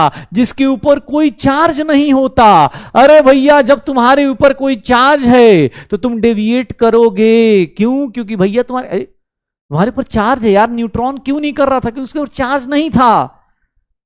तुम्हारे दिमाग में ऑब्वियस है ना भाई, डेविएशन किसको आएगी? डेविएशन किसको आएगी? जो पढ़ रहा होगा और जो नहीं पढ़ रहा होगा। भले जो पढ़ रहा होगा थोड़ा ज्यादा पढ़ेगा, कुछ कम पढ़ेगा, उससे तुम पूछो कि भैया साइंस कैसा चल रहा है, मजा में है? जो एकदम पढ़ाई नहीं कर रहा बोलेगा अरे सब बराबर है, साइंस आर्ट सब बराबर है, ह्यूमैनिटीज सब बराबर, कॉमर्स भी बराबर। पढ़ ही नहीं रहा, उसको पता ही नहीं है कि आगे जिंदगी में चल क्या रहा है। उससे तुम क्या ही पूछ सकते हो? सजेशन किससे लेते हो? सजेशन उससे लोगे ना भाई रियल बताए। जैसे तुम्हें साइंस कितनी अच्छी लग रही है, तुमसे कोई अगले साल पूछेगा तुम क्या बोलोगे? हाँ एकदम लीजिएगा। अभी 2-4 महीने बाद तो एकदम ज्ञान दोगे कि साइंस ही लेना चाहिए, साइंस ही लेना चाहिए, साइंस में ही स्कोप है। जैसे अभी 1 महीने बाद फील आ रहा होगा, साइंस लेने का फील आ रहा है। हाँ इतनी मेहनत करवा रहा है टीचर, बताइए सोचवा रहा है, पैसा दिए फिर भी सोच हम ही रहे हैं। हाँ होता है कि सर जिम में पैसा दे के हम मेहनत भी हम करें, यहां सर पैसा दे के हम सोचे। हम पैसा किस बात का दिए भाई? 4,000 5,000 इसीलिए दिया ना भाई कि तुम भाई समझाओगे। अब बताइए बच्चे बोल रहे सर सोच गए। हाँ पैसे दे के सोचना पड़ रहा है यार। So sorry, we are so sorry. कुछ दिन रुक जाओ, आर्टिफिशियल इंटेलिजेंस आ जाएगा, दिमाग में कोई चिप वो फिट कर देंगे एक बार में, यहां से मास्टर बोलेगा सेट हो जाएगा। ठीक है। हाँ इसी चक्कर में जिम नहीं कर पाता। मैं जिम वाले से पूछा, मैंने कहा भाई क्या करना पड़ेगा? बोला पहले पैसा दीजिए। फिर मैंने कहा उसके बाद, बोला कि फिर डेली आना पड़ेगा, सुबह उठ के आइएगा। फिर मैंने कहा उसके बाद, तो बोलता आके मेहनत करनी पड़ेगी। मैंने कहा यार हमारे बच्चे तो करते नहीं, हम काहे का करने जाए भाई? हमने जिम से, हमने सीधा सीधा हमने वहीं पे हमने बोला, हमने उससे यही पूछा, हमने कहा आपका 2.0 कब आएगा? उसने बोला बताया कि अभी आएगा। तो फिर मैंने कहा ठीक है उस टाइम से ज्वाइन करेंगे। ठीक है चलो स्टार्ट करते हैं। अब क्वेश्चन देखना एक, अब neutron is a fundamental particle. Neutron is a fundamental. हाँ ऐसे बता दो, अर्जुना 2.0 आज लॉन्च हो रहा है, प्लीज बेटा जो भी लेट आए हैं आपको आज जाना चाहिए, उसमें देखना चाहिए। अर्जुना 2.0 इज लॉन्चिंग, मुझे लगता है कि अभी लॉन्च हो रहा होगा 7-8 बजे से। प्लीज बेटा आपकी कोई गलती नहीं है, देयर इज मतलब ऑब्वियसली हम लोग बहुत थोड़ा सा फालतू का पढ़ाए थे। आप अर्जुना 2.0 आज से स्टार्ट कर सकते हैं, 27 तारीख से स्टार्ट हो रहा है क्लासेस, ठीक है। इस क्वेश्चन को देखो, neutron is a fundamental particle. आज की ब्रेकिंग न्यूज, जल्दी क्या आ जाएगा?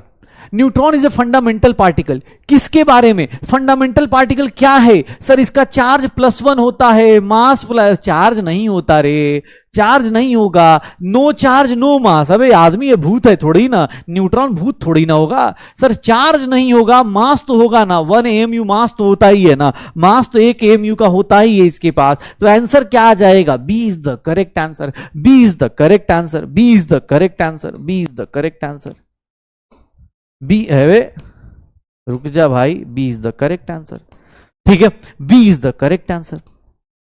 देख लो, अब अपने पास इलेक्ट्रॉन प्रोटॉन न्यूट्रॉन्स को अगर समराइज करें तो यहां पर देख लीजिएगा, ये एनसीईआरटी का टेबल है, मैंने टेबल नहीं बनाई। याद कीजिएगा, इसके मास को हम लोग एएमयू में 0 ले लेते हैं, ऑलमोस्ट 0 एएमयू लेते हैं। याद है हमने इलेक्ट्रॉन को छोटू बच्चा मान के उसको क्या किया था? ऑलमोस्ट क्या कर दिया था? नेग्लेक्ट कर दिया था कि भैया इन दोनों का मास, ये देख लो 1.673, 1.675, इसका रिलेटिव मास 1/1857, ये देख लो इसका रिलेटिव चार्ज, ये देख लो, ये सब कुछ याद आ रहा है। हाँ, इस चैप्टर में बस ये टॉपिक एक्स्ट्रा हुआ है, स्पेसिफिक चार्ज, अदरवाइज ये सब कुछ आपने मोल कॉन्सेप्ट में किया हुआ है, अदरवाइज आपने सब कुछ मोल कॉन्सेप्ट में किया हुआ है। ये सिर्फ स्पेसिफिक चार्ज आपका रह गया था, इसीलिए ये टेबल फिर से बनाया, अदरवाइज आप याद करोगे मोल कॉन्सेप्ट में ये सारा टेबल किया हुआ है। भूले तो नहीं? हाँ, गद्दारी तो नहीं कर रहे हो ना भाई? याद है ना, याद है ना ये सब पक्का? हाँ, देख रहे हो, ये सब कुछ हमने कर रखा है, बस ये रिलेटिव चार्ज के बदले वहां पे स्पेसिफिक चार्ज पूछे, 10 की पावर 11, 10 की पावर 7, और इसका क्या हो जाएगा? 0। याद हो जाएगा? हाँ, हो जाएगा। चलो, तो मुझे बोल दिया गया कि सर ये इलेक्ट्रॉन प्रोटॉन न्यूट्रॉन्स, हम एटम के घर में गए, हमें 3 लोग मिले, इलेक्ट्रॉन मिला, प्रोटॉन मिला, न्यूट्रॉन्स मिला। न्यूट्रॉन थोड़ा लेट मिला क्योंकि थोड़ा सा हेवी वजन का, थोड़ा तो भाव खा रहा था, लेट हमने मिला, ठीक है। अरे भाई ऑलरेडी ये सब कुछ कर चुके हो यार, लिखने का हर एक चीज नहीं लिखना होता ना, लिखने का क्यों टेंशन लेता है यार? तेरे पास अगले 2 साल तक ये पूरा पीडीएफ सेव रहेगा। तो भाई अगर स्कूल जा रहा है ना, स्कूल में लिख, अच्छे से लिख, क्योंकि वहां लिखने के मार्क्स मिलेंगे, यहां बस क्वेश्चन करने के मार्क्स मिलेंगे। नीट वाले कभी नहीं बोलते कि बेटा, ठीक है, वो क्वेश्चन करने के मार्क्स मिलेंगे, जितने क्वेश्चन कराऊंगा वो करते जाना, नीट वाले क्वेश्चन पे देते हैं मार्क्स, ठीक है। लिखने का लिख सकते हो, कोई दिक्कत नहीं, मेरी तरफ से बस ये चीज याद रखिएगा, स्पेसिफिक चार्ज होता है। अच्छा एक बात बताओ, इसका आधा स्पेसिफिक चार्ज किसका होता था? अल्फा पार्टिकल का होता था। अगर प्रोटॉन का आधा कर दें तो वो किसका हो जाएगा? अल्फा पार्टिकल का मिल जाएगा, पक्का हो जाएगा। चलो ये देखो, अब हम लोग आते हैं, अब हम एटम के घर गए, हमने बोला भाई एटम तुम्हारे घर में 3 लोग मिले।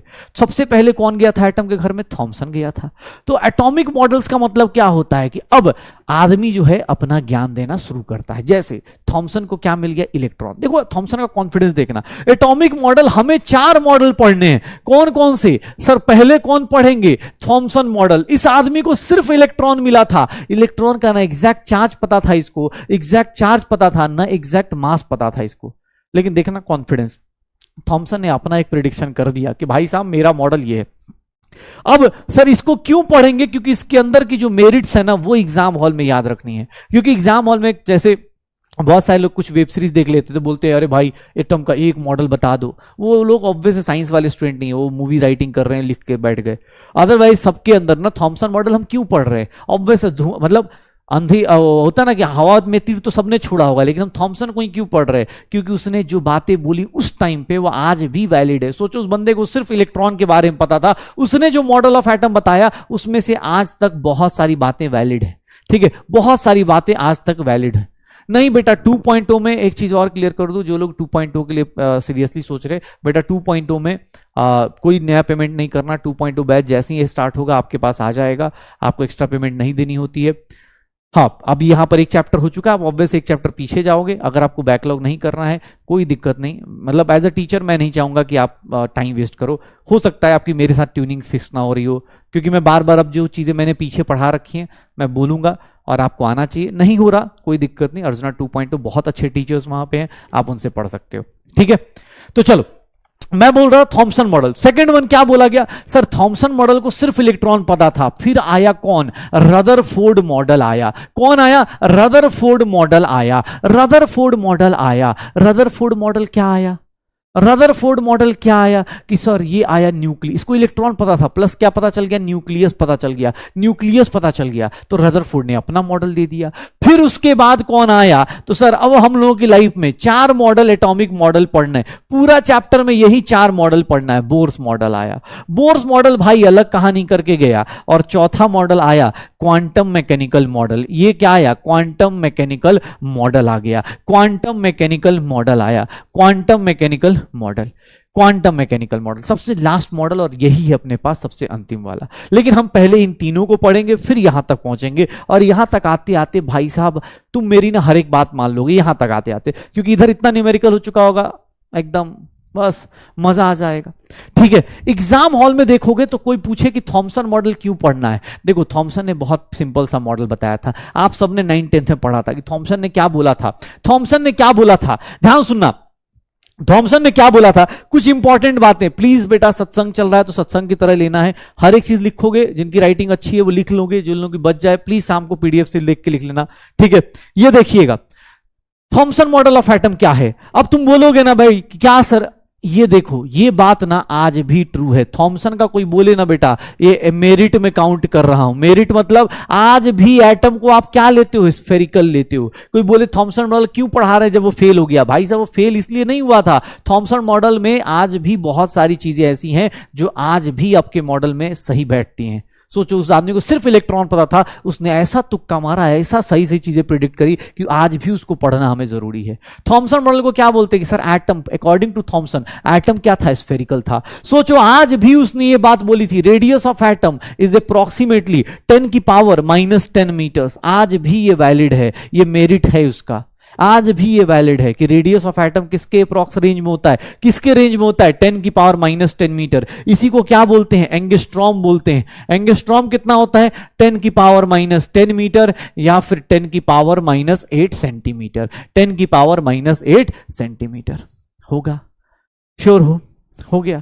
दूसरा, अब देखो उसने कुछ गलती करी, क्या गलती करी, उसने क्या बोल दिया कि sir positive charge is uniformly distributed through out the sphere. ये क्या कहलाएगा, ये इसका डिमेरिट कहलाएगा। क्यों, क्योंकि ये बात अब गलत है। तो देखो आपसे क्वेश्चन स्टेटमेंट बेस्ड पूछा जाएगा कि भैया थॉमसन की कौन सी बात आज भी सच है, तो सर ये दोनों बात क्या है, सच है, एटम स्फेरिकल आज भी है, रेडियस ऑफ एटम इसी रेंज में, लेकिन पॉजिटिव चार्ज यूनिफॉर्मली, उसके हिसाब से क्या था कि सर ये पॉजिटिव चार्ज है, इसके अंदर इलेक्ट्रॉन जो होंगे एकदम मस्त, एकदम जी रहे होंगे, कहीं भी जिंदगी जी रहे होंगे। ऐसे ही बोला था ना कि सर ये पॉजिटिव चार्ज स्फीयर है और इसके अंदर इलेक्ट्रॉन जिंदगी जी रहे हैं, लेकिन ऐसा गलत हो गया, ये गलत हो गया। लेकिन देखना अपने पास इसने क्या करा, इलेक्ट्रॉन्स को बोला they are arrange in such a manner to give most stable electrostatic arrangement. आज भी ये मेरिट काउंट होता है। क्यों, क्योंकि आज भी आप जब भी काउंट करते हो, इलेक्ट्रॉन को अरेंज करते हो, इलेक्ट्रॉन को आप जब इलेक्ट्रॉनिक कन्फिग्रेशन लिखोगे आप ऐसे लिखोगे जिससे एटम क्या हो, स्टेबिलिटी गेन करे। तो ये क्या कहलाता है, मेरिट कहलाता है कि इलेक्ट्रॉन्स को इस तरह से अरेंज किया गया कि वो अपने सबसे स्टेबल अरेंजमेंट में चले जाए। तो आज भी क्या है, मेरिट कहलाएगा। दूसरा सर ये देखिएगा, mass of atom is assumed to be uniform throughout the atom. मतलब मास जो होता है, अगर एटम मान लो ये स्फेरिकल है, इसको कट करोगे तो मास क्या हो जाएगा, अगर 4 पार्ट में कट करोगे तो मास भी 1/4 हो जाएगा। तो मास ऑफ एटम भी क्या होगा, यूनिफॉर्म हो जाएगा। तो ये भी क्या कहलाएगा, मेरिट कहलाएगा। थॉमसन को इसीलिए पढ़ रहे हैं, थॉमसन को इसीलिए पढ़ रहे हैं, थॉमसन को इसीलिए पढ़ रहे हैं बिकॉज उसकी 5 लाइन में से 4 लाइन आज भी वैलिड है। तो कोई अनपढ़ इंसान होगा जो बोलेगा अरे थॉमसन क्यों पढ़ाया, थॉमसन इसीलिए पढ़ाया क्योंकि उसकी आज भी ये सारी बातें मतलब आज भी वैलिड है। एटम स्फेरिकल होता है, रेडियस ऑफ एटम ये होता है, पॉजिटिव चार्ज ऑब्वियस उसने गलत बोल दिया कि सर ये पॉजिटिव स्फीयर होगा, ये पॉजिटिव स्फीयर होगा, ये बात उसकी गलत हो गई। कैसे, अरे सर पॉजिटिव और निगेटिव एक साथ रह ही नहीं सकते ना, प्लस और माइनस एक साथ रह ही नहीं सकते, प्लस एंड माइनस एक साथ रह ही नहीं सकते, ठीक है, प्लस एंड माइनस एक साथ रह ही नहीं सकते, तो इसीलिए ये बेचारा फेल हो गया, एटम का स्टेबिलिटी नहीं बता पाया। थॉमसन फेल क्यों हुआ? देखो उसकी 4-5 बातें सही थी, लेकिन उससे गलती क्या हुई? उसने बोला पॉजिटिव चार्ज, उसको पॉजिटिव चार्ज पता ही नहीं था ना। सोच रहे हो, उसको पॉजिटिव सिर्फ इलेक्ट्रॉन पता था, तो उसने इलेक्ट्रॉन के ऊपर अपना मॉडल बता दिया। तब भी यार बंदे के अंदर बात देखो, 5 बात में से 4 बात सही हो जा रही है, 5 में से 4 बात सही हो जा रही है। मास ऑफ एटम यूनिफॉर्मली डिस्ट्रीब्यूटेड का मतलब कि बेटा आज भी देखोगे ना, ये न्यूक्लियस में ही मास होता है, तो इसको कट करोगे 4 पोर्शन में, तो आज भी मास ऐसे m/4 m/4 यूनिफॉर्मली डिस्ट्रीब्यूटेड मतलब ऐसे हो जाएगा। ये इसका मेरिट कहलाएगा कि भैया अगर सर्कुलर है, स्फेरिकल है, तो ऑब्वियस उसका मास क्या होगा? यूनिफॉर्मली डिस्ट्रीब्यूटेड होगा। ठीक है, ये देखिएगा, अरे सॉरी यही 4 थे ना, अच्छा ओके, हाँ ओके, चलो इसका और क्या नाम था? थॉमसन मॉडल को हम लोग और क्या क्या नाम से लिखते थे सर? वाटरमेलन मॉडल, इसको क्या बोलते थे? Watermelon model. और क्या लिखते थे? Watermelon model. और क्या लिखते थे? Plum pudding model, plum pudding model, यही सब नाम था ना इसका, वाटरमेलन, प्लम पुडिंग, यही था पक्का। तो ये हो जाएगा। अब देखना अपने पास क्वेश्चन, देखिए फिर से आंसर बताइए क्या बताया था सर। याद रखिएगा, इसने एक चीज और बताई थी कि आपका एटम जो होगा, चलिए पहले सोचिए, आपको पता चल जाएगा। Which of the following properties of atom could be explain correctly by Thomson model. Thomson model से क्या पता चला था? थॉमसन मॉडल से क्या पता चला था? जल्दी, थॉमसन मॉडल से क्या पता चला था? स्पेक्ट्रा ऑफ हाइड्रोजन एटम, नाम ही नहीं सुना। Position of electron, proton, neutron, भाई उसको इलेक्ट्रॉन तो पता ही नहीं था। स्टेबिलिटी ऑफ एटम, जिंदगी में नहीं बता सकता था स्टेबिलिटी। क्या बता रहा था कि एटम ओवरऑल क्या होता है? न्यूट्रल। उसने एक बात बोली कि भैया ओवरऑल एटम क्या होगा? न्यूट्रल। कैसे? उसने बोला जितना प्लस उतना ही माइनस। तो यहां पर एक और पार्ट लिख देता हूं, एटम इज न्यूट्रल। ये भी इसका क्या था? Atom is neutral. ये भी इसका क्या था? मेरिट था। ये भी इसका क्या था? मेरिट था। तो याद रखना ये छोटी छोटी बातें, ये छोटी छोटी बातें याद रखिएगा। जब भी आपसे क्वेश्चन कोई पूछेगा तो इस तरह की बातें याद रखिएगा। कोई भी एटम हो, कोई भी बंदा हो, हमेशा क्या रहेगा? एटम क्या रहेगा? न्यूट्रल रहेगा। एटम क्या रहेगा? न्यूट्रल रहेगा। ठीक है, बहुत सारे लोग गलती कर गए, स्टेबिलिटी नहीं बता पाए। स्टेबिलिटी तो ऑब्वियस फेल तभी तो हुआ था कि भाई पॉजिटिव चार्ज है, ये पॉजिटिव स्फीयर है, और इसके अंदर कौन सा आ गया? पॉजिटिव स्फीयर के अंदर कौन सा आ जाएगा भाई? पॉजिटिव स्फीयर के अंदर इलेक्ट्रॉन होगा, ऐसे ऐसे ऐसे। ये कैसे मतलब स्टेबल कैसे होगा? एटम स्टेबल तो कभी हो ही नहीं सकता ना, एटम कभी स्टेबल हो ही नहीं सकता अकॉर्डिंग टू थॉमसन, क्योंकि पॉजिटिव नेगेटिव अगर मिल गया, पॉजिटिव नेगेटिव कहीं मिल गया तो वो क्या हो जाएगा? जीरो। तो स्टेबिलिटी बता नहीं पाया, स्टेबिलिटी बता नहीं पाया। ठीक है, हो जाएगा, श्योर हो। चलो, थॉमसन मॉडल हो गया। थॉमसन मॉडल की कहानी में ये देख लो, which are the following models are not same as Thomson model. अरे यार ये तो इजी है। कौन सा मॉडल सेम नहीं है एज थॉमसन मॉडल? कौन से मॉडल को सेम मॉडल नहीं बोलेंगे एज थॉमसन मॉडल? क्या नाम है यार? ये तो ऐसे ही हो जाएगा, हल्के फुल्के में हो जाएगा।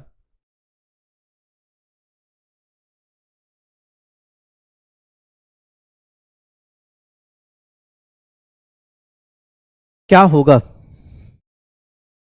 क्या होगा? क्या होगा? तो सर इसको न्यूक्लियर मॉडल नहीं बताएगा। न्यूक्लियस तो पता ही नहीं था ना बेचारे को। न्यूक्लियस तो किसको पता चला था? रदरफोर्ड को पता चला था। इसको थोड़ा ही ना पता चला था। न्यूक्लियस तो किसको पता चला था? रदरफोर्ड को पता चला था। तो क्या हो जाएगा sir? D is the correct answer. D is the correct answer, पक्का। तो देख लो, अब देखो थॉमसन मॉडल आया।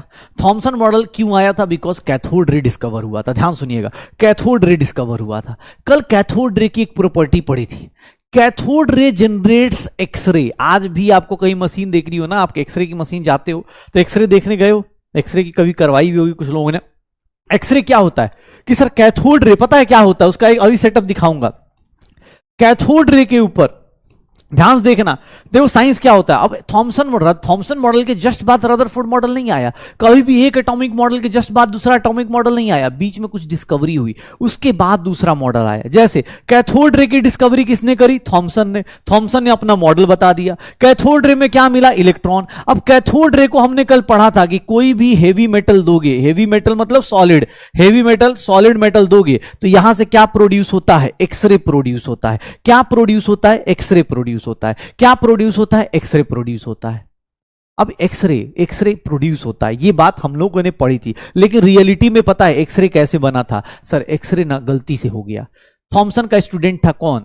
रोएंटजन। रोएंटजन क्या कर रहा था ना, कैथोड रे के साथ खेल रहा था कि भाई कैथोड रे के साथ खेल रहा था। सोचो तुम ऐसे खेल रहे हो, ऐसे लाइट जला जला के खेल रहे हो कि यार हाँ यार सही बनाया, सर जी ने सही बनाया। पता चला सडनली एक लाइट ना किसी हेवी मेटल से टकराई और तुम्हारे हाथ का फोटो आ जाए, एक्सरे निकल के आ जाए। ऐसा ही रोएंटजन के साथ हो गया। रोएंटजन के साथ क्या हुआ, ध्यान से देखना। ये देखो एक्सरे की डिस्कवरी, देख रहे हो कितना मासूम बच्चा है ये, लग रहा है ना क्लास का एकदम, हाँ मवाली टाइप। ये बंदा खेल रहा था कैथोड रे के साथ। हुआ क्या, हुआ क्या कैथोड रे के साथ, हुआ क्या, देखना ध्यान से कि सर कैथोड रे के साथ एक हेवी मेटल से टकराया, हेवी मेटल से टकराया, और जैसे ही हेवी मेटल से टकरा रहा है, यहां से क्या जनरेट हो रहा है? एक्सरे जनरेट हो रहा है। क्या जनरेट हो रहा है? एक्सरे जनरेट हो रहा है। देख लो कैथोड रे कहां जा रहा था? एनोड की तरफ। यहां हेवी मेटल लगा दो, क्या जनरेट कर देगा? एक्सरे। आप एक्सरे की मशीन में देखोगे ये दिख जाएगा, एक्सरे की मशीन में देखोगे ये दिख जाएगा, एक्सरे की मशीन में देखोगे दिख जाएगा। ये देख लो एक्सरे की मशीन में ऐसा होता है। अब ये नहीं एक्सरे वाले मशीन के पीछे पड़ गए, हाँ एक्सरे जो होता है, एक्सरे मशीन में देखोगे ऐसे करके एक हेवी मेटल लगा होता है, ये टकराता है। कैथोड रे ऐसा ही होता है, नॉर्मल लाइफ में ऐसा ही होता है, छोटा सा फ्यूज, ठीक है। अब रोएंटजन बेचारा देख रहे हो कितना मतलब ऐसे दाढ़ी वाढ़ी लेके बैठा हुआ है। रोएंटजन ने डिस्कवर कर दिया। कैसे डिस्कवर कर दिया? तो रोएंटजन को बोला गया कि भाई तूने कैसे किया? तो उसने बोला सर मैं तो खेल रहा था, कैथोड रे ने स्ट्राइक कर दिया। किसको? टारगेट एनोड मतलब हेवी मेटल को। किसको स्ट्राइक कर दिया? हेवी मेटल को।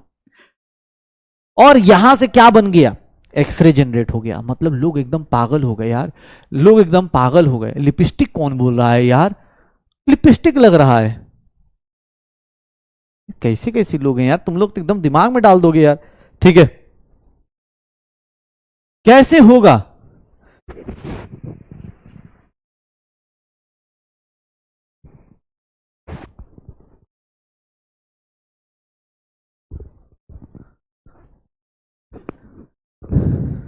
क्या होगा? एक मिनट,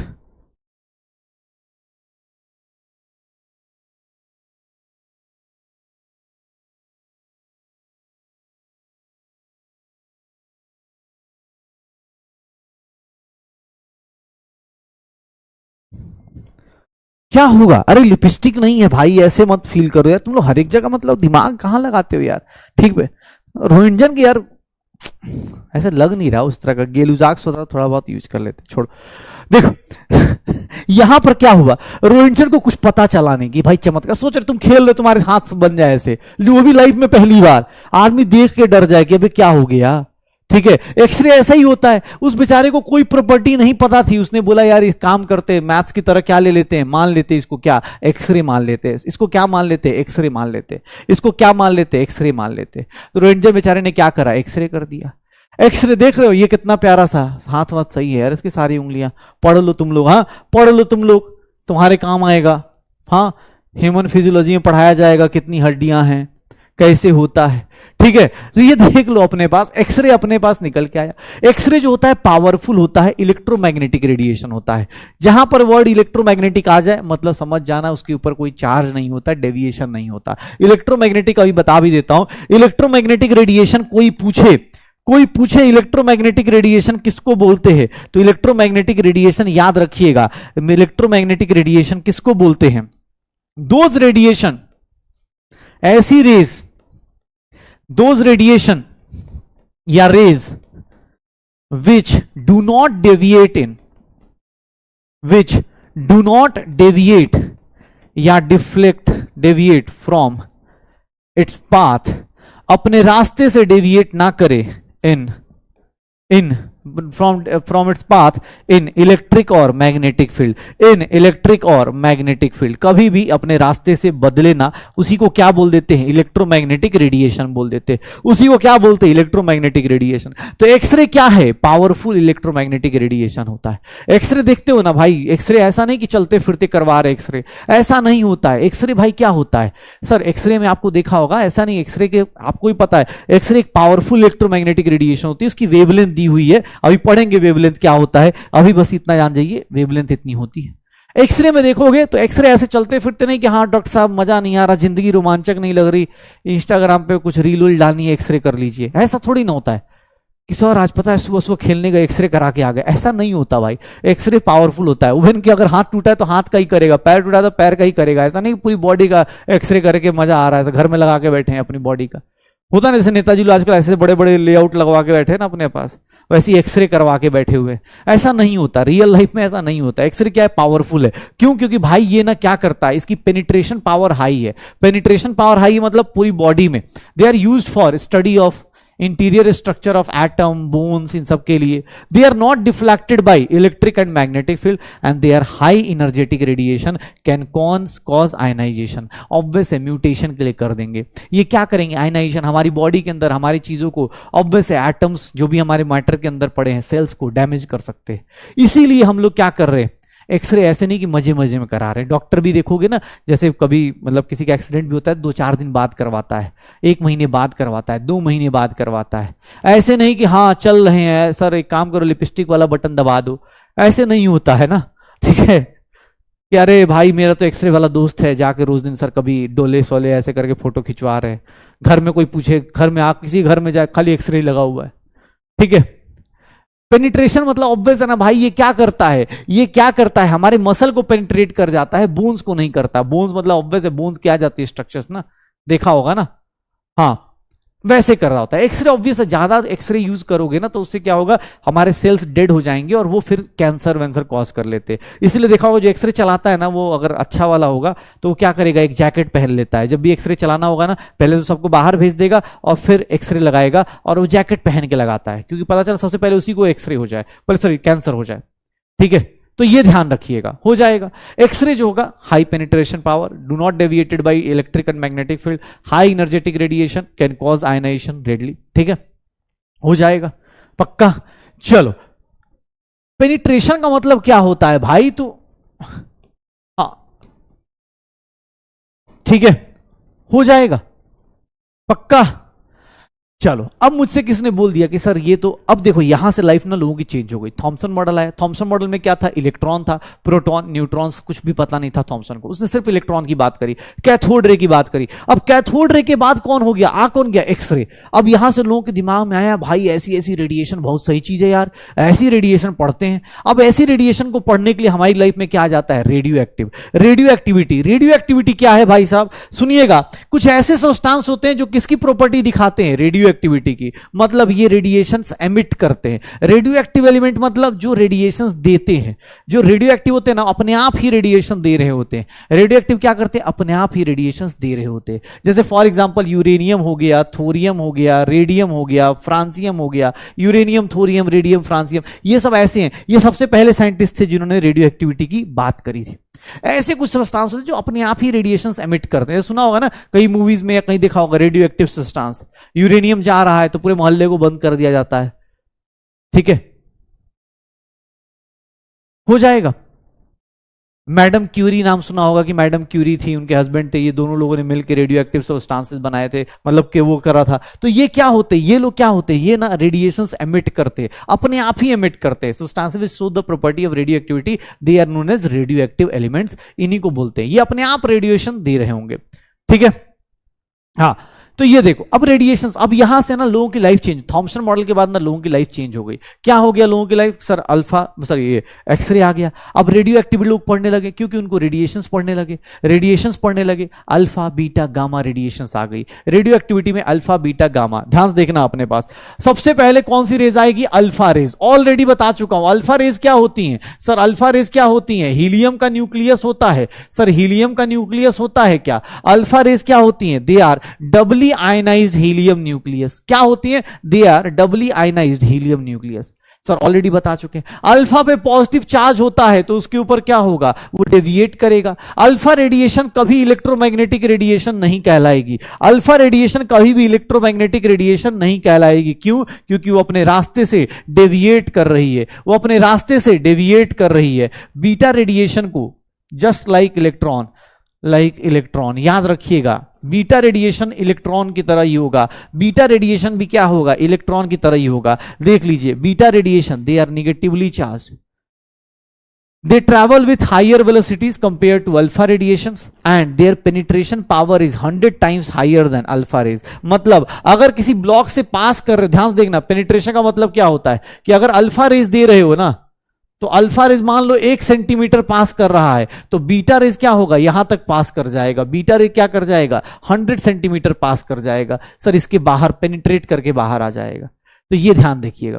बीटा रेज क्या होती है, they are like electron. Alpha rays क्या है, हीलियम का न्यूक्लियस। बीटा रेज क्या होती है, इलेक्ट्रॉन्स की तरह। They are negatively charge, they travel with higher velocities and their penetration power is 100 times higher than, their penetration power is 100 times higher than alpha rays. ठीक है, अगर ये 1 सेंटीमीटर पार कर रहा है तो बीटा रेज 100 सेंटीमीटर मेटल के sheet से पार कर जाएगा। पक्का श्योर हो? तो ये अल्फा रेज बीटा रेज की बात कर रहा था। ये क्या है, रेडियो एक्टिव एलिमेंट से निकलते हैं। Alpha rays, beta rays, gamma rays, 3 radiations निकलती हैं, alpha beta gamma. Alpha positively charge, beta negatively charge. ये दोनों के दोनों इलेक्ट्रोमैग्नेटिक रेडिएशन नहीं होंगी, दोनों के दोनों इलेक्ट्रोमैग्नेटिक रेडिएशन नहीं होंगी। याद रखिएगा, इलेक्ट्रोमैग्नेटिक रेडिएशन किसको बोलते हैं, जो इलेक्ट्रिक और मैग्नेटिक फील्ड में डेविएट ना करे, जो इलेक्ट्रिक और मैग्नेटिक फील्ड में डेविएट ना करे। हो जाएगा। अब last one, gamma radiation. Gamma rays क्या होती हैं, गामा रेज जो होती है ना, गामा रेज को ऐसे लिखते हैं। गामा रेज क्या होती है, थोड़ा ज्ञान पढ़ लीजिए। गामा रेज देखना, they are highly energetic radiations which much lower wavelength. ये देख लो, हाईएस्ट पेनिट्रेशन पावर होता है। इवन देखोगे अल्फा बीटा गामा में सबसे ज्यादा किसका होता है, गामा रेज। गामा रेज का पेनिट्रेशन देखोगे ना, 1:100:10,000 हो जाता है, 10,000 हो जाता है। गामा रेज भाई साहब, gamma rays they are part of electromagnetic spectrum. क्यों? क्योंकि गामा रेज क्या होती है, न्यूट्रल होती है। गामा रेज क्या होती है, न्यूट्रल होती है। गामा रेज क्या होती है, न्यूट्रल होती है। ठीक है, गामा रेज क्या होती है, न्यूट्रल होती है। Alpha positive charge, beta negative charge. Gamma rays क्या होंगी, न्यूट्रल, तो उनके ऊपर कोई चार्ज होगा नहीं। इनका पेनिट्रेशन पावर देखोगे, अल्फा का कितना है, 100 कितना है, बीटा का, गामा कितना हो जाएगा, 10,000। पेनिट्रेशन मतलब कितना दूर तक जा सकते हैं, कितने दूर तक अपने को पेनिट्रेट कर सकते हैं। हो जाएगा, श्योर है? तो बस alpha beta gamma. Gamma rays आप लोग जानते हो, गामा रेज बहुत ज्यादा, जैसे एक्सरे हार्मफुल है वैसे ही गामा रेज हार्मफुल होता है। क्यों? क्योंकि भैया due to highest penetration power and can cause mutation in biological species. Mutation मतलब ऑब्वियस आप लोगों ने शायद बायो में सुना होगा, म्यूटेशन का मतलब अलग अलग वेरिएबल निकल जाता है, वो अलग अलग वेरिएबल आ जाता है। तो भैया 3 टाइप की रेडिएशन आ गई, alpha beta gamma. Alpha beta gamma 3 radiation आई, अल्फा बीटा गामा। और इन तीनों रेडिएशंस पे अल्फा बीटा गामा पे हम लोगों ने क्या पढ़ा, रेडियो एक्टिविटी। बीटा रेज भाई थोड़ा अलग चलते हैं। ठीक है, बीटा रेज अलग चलते हैं। अच्छा एक बात बताओ, E/m रेशियो बताओ, E/m रेशियो बताओ, E/m रेशियो किसका सबसे हाईएस्ट होगा, E/m रेशियो किसका हाईएस्ट होगा। अल्फा बीटा गामा में गामा का सबसे कम होगा। क्यों? क्योंकि वो 0 होता है, गामा का सबसे कम। अल्फा और बीटा में किसका ज्यादा होगा, बीटा का, फिर किसका होगा, बीटा का, फिर किसका होगा, अल्फा का। क्यों? क्योंकि बीटा क्या है, इलेक्ट्रॉन की तरह होता है। बीटा क्या होता है, इलेक्ट्रॉन की तरह। अल्फा क्या होता है, 1/2 ऑफ प्रोटॉन हो जाता है। याद करो E/m रेशियो सबसे ज्यादा किसका होता है, इलेक्ट्रॉन का, फिर प्रोटॉन का। प्रोटॉन का आधा कौन हो गया, अल्फा पार्टिकल, फिर कौन हो गया, गामा। सबसे ज्यादा किसका होगा, बीटा का, फिर अल्फा का, फिर गामा का। Beta alpha gamma, beta electron ही तो है और अल्फा क्या है, 1/2 ऑफ प्रोटॉन, मतलब प्रोटॉन का आधा, तो सबसे कम हो गया, सबसे कम हो जाएगा। तो अल्फा बीटा गामा इन तीनों का देख लेना, अल्फा बीटा गामा इन तीनों का देख लेना। हो जाएगा सर। अगर फोटोग्राफिक प्लेट मतलब फोटोग्राफिक प्लेट, अब कोई मूवीज वूवीज देखी, उसमें देखा होगा प्लेट्स जिसके ऊपर फोटोग्राफ्स बनाते हैं। यार अब पता नहीं मूवीज तुम लोग, हाँ 10th तक तो देखते ही होगे ना, जब कोई मूवीज देखी उसमें रेड कलर रूम होता है, उसके अंदर अलग अलग प्लेट्स रखते हैं, ऐसा कुछ नहीं तो कोई बात नहीं, अभी तुम जान जाओ, बस इतना ही जान जाना। अल्फा बीटा गामा रेज तीनों के तीनों फोटोग्राफिक प्लेट को इफेक्ट करते हैं। मैक्सिमम इफेक्ट जो होता है ना फोटोग्राफिक प्लेट पे, देखोगे सबसे ज्यादा कौन देगा, बीटा। क्यों? क्योंकि उसका हाईएस्ट E/m रेशियो होता है, चार्ज बाई मास रेशियो। ये देखो ना अपने पास, ये देखो गामा रेज को कोई फर्क नहीं पड़ा, सीधा सीधा गया, कोई डेविएशन नहीं। अल्फा रेडिएशन को देखो थोड़ा सा डेविएट हुआ, और बीटा रेडिएशन देखो कितना डेविएट हो रहा है। सबसे ज्यादा जो फ्लक्चुएट करेगा अल्फा बीटा गामा में, सबसे ज्यादा कौन करेगा, बीटा करता है। फोटोग्राफी इफेक्ट में सबसे ज्यादा डिफरेंस चेंज कहां आता है, बीटा के केस में। मान लो एक ही सोर्स से तुमने जनरेट किया अल्फा बीटा गामा, अल्फा थोड़ा डेविएट करेगा, बीटा सबसे ज्यादा डेविएट करेगा। रीजन याद रखिएगा, highest E/m ratio, highest E/m ratio. तो अब सत्संग का मेजर पार्ट खत्म, अब सत्संग का मेजर पार्ट फिनिश हो चुका है। सत्संग का एक टाइप से हम बोल सकते हैं कि मेजर पार्ट क्या हो चुका है, फिनिश हो चुका है। सत्संग का मेजर पार्ट क्या हो चुका है, फिनिश हो चुका है। ठीक है, सत्संग का मेजर पार्ट फिनिश हो चुका है। एक मिनट,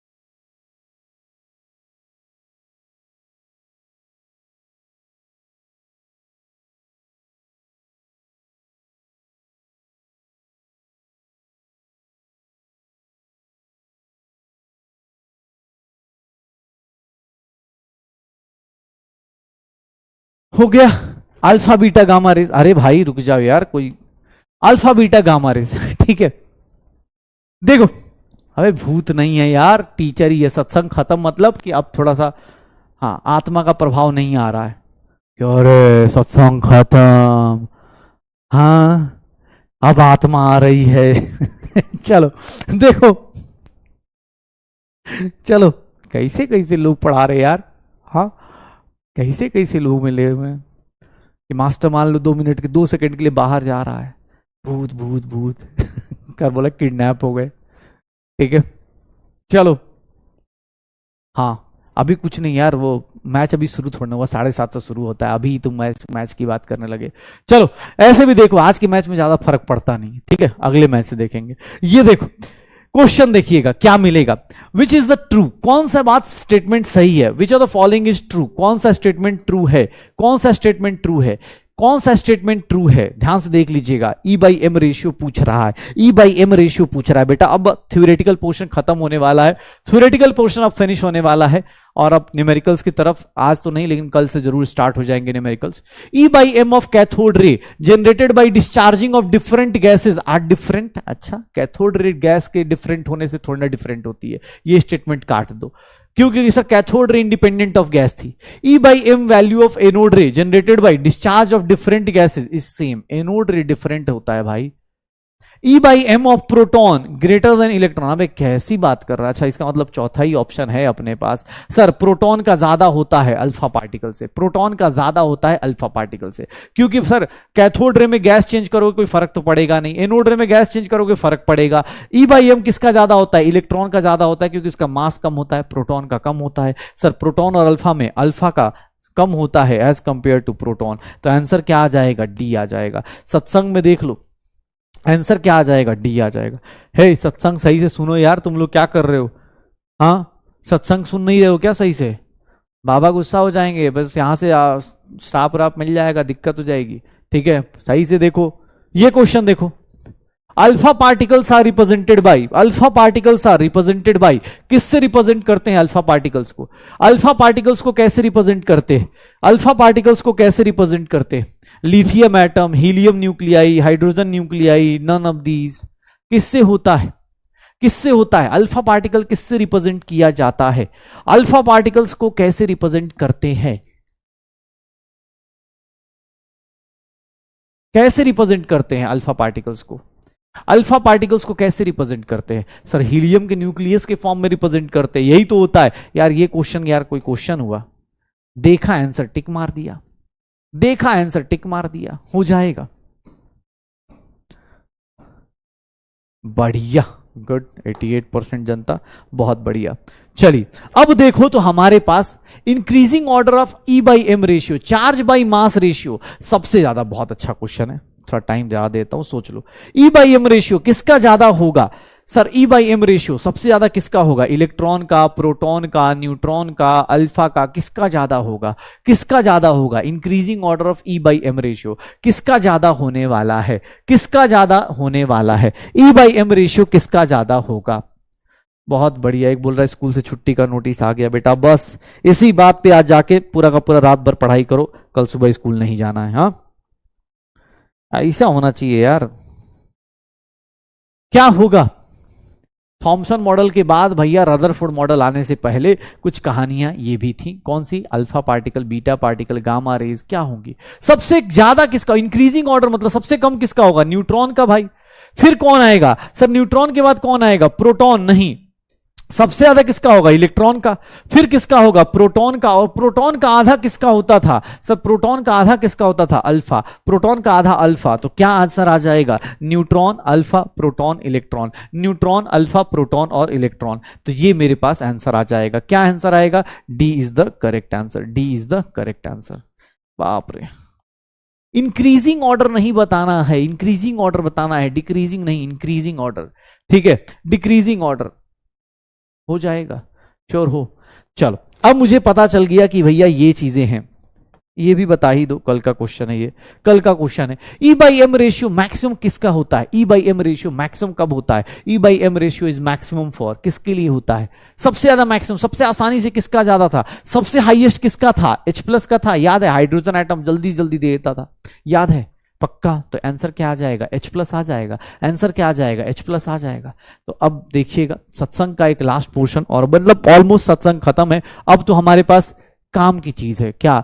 थॉमसन मॉडल हो गया, रेडियो एक्टिविटी हो गई, अल्फा बीटा गामा हो गया, एक्सरे हो गया, इलेक्ट्रो। अच्छा एक बात बताओ, चलो एक्सरे और गामा रे ये क्या है? They are electromagnetic radiation. क्यों? क्योंकि ये कोई डेविएशन नहीं शो करते, इलेक्ट्रोमैग्नेटिक रेडिएशन है। ये लोग कोई डेविएशन शो नहीं कर रहे, तो ये इलेक्ट्रोमैग्नेटिक रेडिएशन है। लेकिन अगर ध्यान से देखोगे गामा रेज, अगर मैं बोलूं कैथोड रेज, कैथोड रे, ध्यान से देखिएगा, कैथोड रे, एनोड रे, अल्फा, अल्फा रे, बीटा रे, क्या होगा? अल्फा बीटा रे, ये तीनों के चारों ये क्या होंगे? They are not the part of electromagnetic radiation. ये किसके पार्ट नहीं होंगे? इलेक्ट्रोमैग्नेटिक रेडिएशन के पार्ट नहीं होंगे। इसका रीजन क्या है? ये चारों के चारों पार्टिकल्स इलेक्ट्रोमैग्नेटिक रेडिएशन के पार्ट क्यों नहीं है? बता सकते हो? क्यों नहीं है? क्यों नहीं है? They are not part of electromagnetic radiation.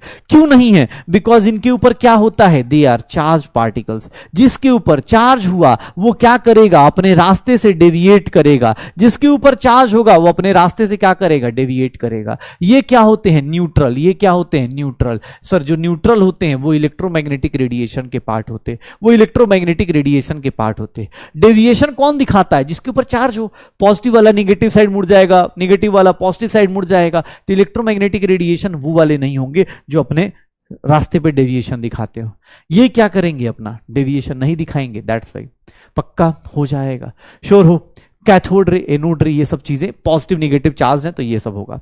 अब हमारे पास बहुत प्यारा सा और बहुत छोटू सा, याद करो 9th 10th में शायद अपने पास पढ़ाओ, एक रदरफोर्ड मॉडल, रदरफोर्ड का एक्सपेरिमेंट पढ़ाओ, रदरफोर्ड अल्फा पार्टिकल एक्सपेरिमेंट पढ़ाओ, रदरफोर्ड अल्फा पार्टिकल एक्सपेरिमेंट पढ़ाओ कि भैया रदरफोर्ड ने क्या करा? रदरफोर्ड ने अल्फा पार्टिकल्स बम्बार्ड करने शुरू किए। किसके ऊपर?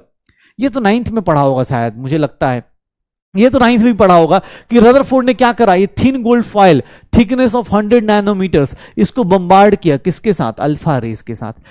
9th में पढ़ा होगा जहां मुझे लगता है, जहां तक मुझे याद है कि हाँ 9th के सिलेबस में एटॉमिक स्ट्रक्चर था, तो ये याद होगा।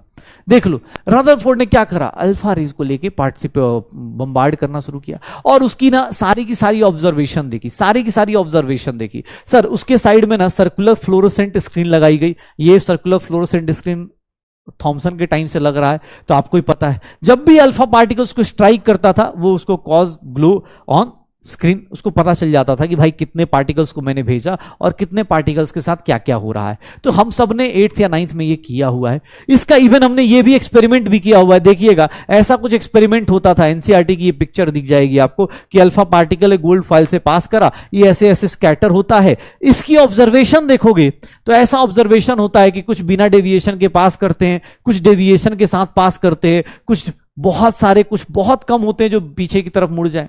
ऐसा कुछ पढ़ा है पक्का। अल्फा पार्टिकल देख लो अपने पास, रदरफोर्ड एक्सपेरिमेंट कि भैया हम लोग क्या करेंगे, रेडिएशन कॉज करेंगे, अल्फा पार्टिकल लेके गोल्ड फॉइल पे मारना शुरू करेंगे, उसके अंदर कुछ ऑब्जर्वेशंस होंगी और उसी को हम लोग देखेंगे, उसी को हम लोग देखेंगे। अरे कोई बात नहीं भाई, कोई बम्बार्ड करना मतलब बम थोड़ी ना मार रहे यार। एक बोला बम्बार्ड कर रहे मतलब अरे बर्बाद थोड़ी ना कर देंगे। बम्बार्डिंग का मतलब क्या हो गया, जैसे मैं क्या कर रहा हूं, बम्बार्डिंग कर रहा हूं नॉलेज का तुम्हारे ऊपर, तुम्हें पता नहीं चल रहा होगा, ठीक है। हाँ, बम्बार्डिंग का मतलब क्या होता है कि बिना सोचे समझे धड़ धड़ धड़ धड़ धड़, जैसे मुझसे देख रहे हो, मैं पूछ थोड़ा ना, मैं 80% जनता देख रहा हूं जो मार्क्स दे रही है, मैं उसका सोच के कर दे रहा हूं। ये ले थॉमसन मॉडल हो गया, अल्फा बीटा गामा रेज हो गया, हमारा स्पैमर या हमारा जो अर्जुना 2.2 वाला बेचारा साइड हो जा रहा है, उसको कोई भाव ही नहीं दे रहा। बीच में कोई इंस्टाग्राम हैंडल भी दे रहा था अपना कि तुम मेरा इंस्टा आईडी ले लो, बात कर लेना, और उसका बेचारे का रह गया तुम लोगों का। तुम लोग इतना कमेंट कर दे तो इसका इंस्टा आईडी रह गया। जो भी ये बेचारा दे, मैं तुझे बता देता हूँ, देख जिसको भी इंस्टा आईडी देना हो तुम गलत टाइम पे दे रहे हो। यहाँ पे ना कुछ भरे पड़े हैं लड़के लड़कियां, ठीक है, ये फ्यूचर में डॉक्टर बनना चाहते हैं, हिसाब किताब अलग करके बैठे हैं, ये सोच चुके हैं कि इनको क्या करना है। तुम्हारी गलती नहीं है, हम लोग की गलती है, हम तुम्हारी क्लास में बीच में आ जाते हैं। तुम एक सिंपल सा काम किया करो, क्लास 8 बजे एंड हो जाती है, 8 बजे के बाद मैसेज करो, बोलो कि यार इंस्टा आईडी ना 8 बजे के बाद, नंबर 8 बजे के बाद, ठीक है। तुम लोग बीच में मत किया करो यार, इतना दिमाग लगाओ, ये पढ़ने वाले लोग बीच में कहां फंस गए, ठीक है। हाँ चलो, तो हम यहां पर क्या कर रहे हैं, बम्बार्डिंग कर रहे हैं, बम्बार्डिंग कर रहे हैं। बम्बार्डिंग का मतलब क्या होता है, अरे सच में कोई दे रहा था, मैं नाम मैंने पढ़ नहीं पाया था, तुम्हारा नाम ले लेता यार, 2 दिल मिल रहे थे हमने तोड़वा दिया यार, ठीक है। हाँ चलो कोई दिक्कत नहीं, बस बस बढ़िया बढ़िया, ठीक है। चलो तो इंस्टा आईडी ले लेना, और नहीं तो तुम्हें जो भी भाई जो उस पर्पस के लिए आते हैं ना, जो भी महानुभाव बच्चे या बच्चियां जो भी इस तरह के पर्पस से आते हैं, तुम्हें एक और तरीका बताता हूं। पीडब्ल्यू को आप फिजिक्स वाला ना समझ के पेयरिंग वाला भी समझ सकते हो, बस आप उसमें सही तरीके से यूज करो। आप उसमें जिस बंदे को भी बोलना है ना, ये देख लेना कि वो जो प्रिया बन के बात कर रहा है ना, वो प्रिया कहीं प्रिय ना हो जाए, तो इसलिए थोड़ा सोच समझ के वो करना। और इसके लिए भी आप क्या कर सकते हो, पिछले लेक्चर उसको सीधा आते ही लिखना शुरू कर दो कि यार लेक्चर 1 में आके मेरे से बात करो, लेक्चर 1 में आके मेरे से बात करो, वो वहां जाके बात करेगा, ठीक है। तो इससे क्या होगा, तुम्हें यार ये फालतू के लोग डिस्टर्ब नहीं करेंगे, ठीक है। अब तुम सोच रहे हो तुम कितने मतलब दर्दनाक फंस गए ये लोग, ठीक है। चलो यहां देखो बम्बार्डिंग शुरू हुई, ठीक है। अब जैसे तुमने मैसेज की बम्बार्डिंग कर दी वैसे ही ये हो जाता है, बम्बार्डिंग यहां पर शुरू हुई। यहां पर ऑब्जर्वेशन क्या किया गया कि भाई बहुत सारे जो गोल्ड फॉइल से निकले ना रेडिएशन, यहां पर 3 ऑब्जर्वेशन हुई। क्या क्या कि sir most of the alpha particle ना पास हो गए, अनडिफ्लेक्टेड पास हो गए।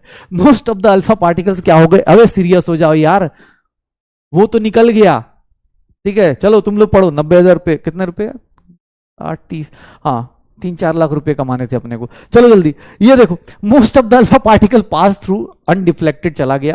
कुछ पार्टिकल्स क्या हुए, small fraction of alpha particles were deflected by small angle, मतलब कुछ अल्फा पार्टिकल्स स्मॉल एंगल से डेविएट हुए।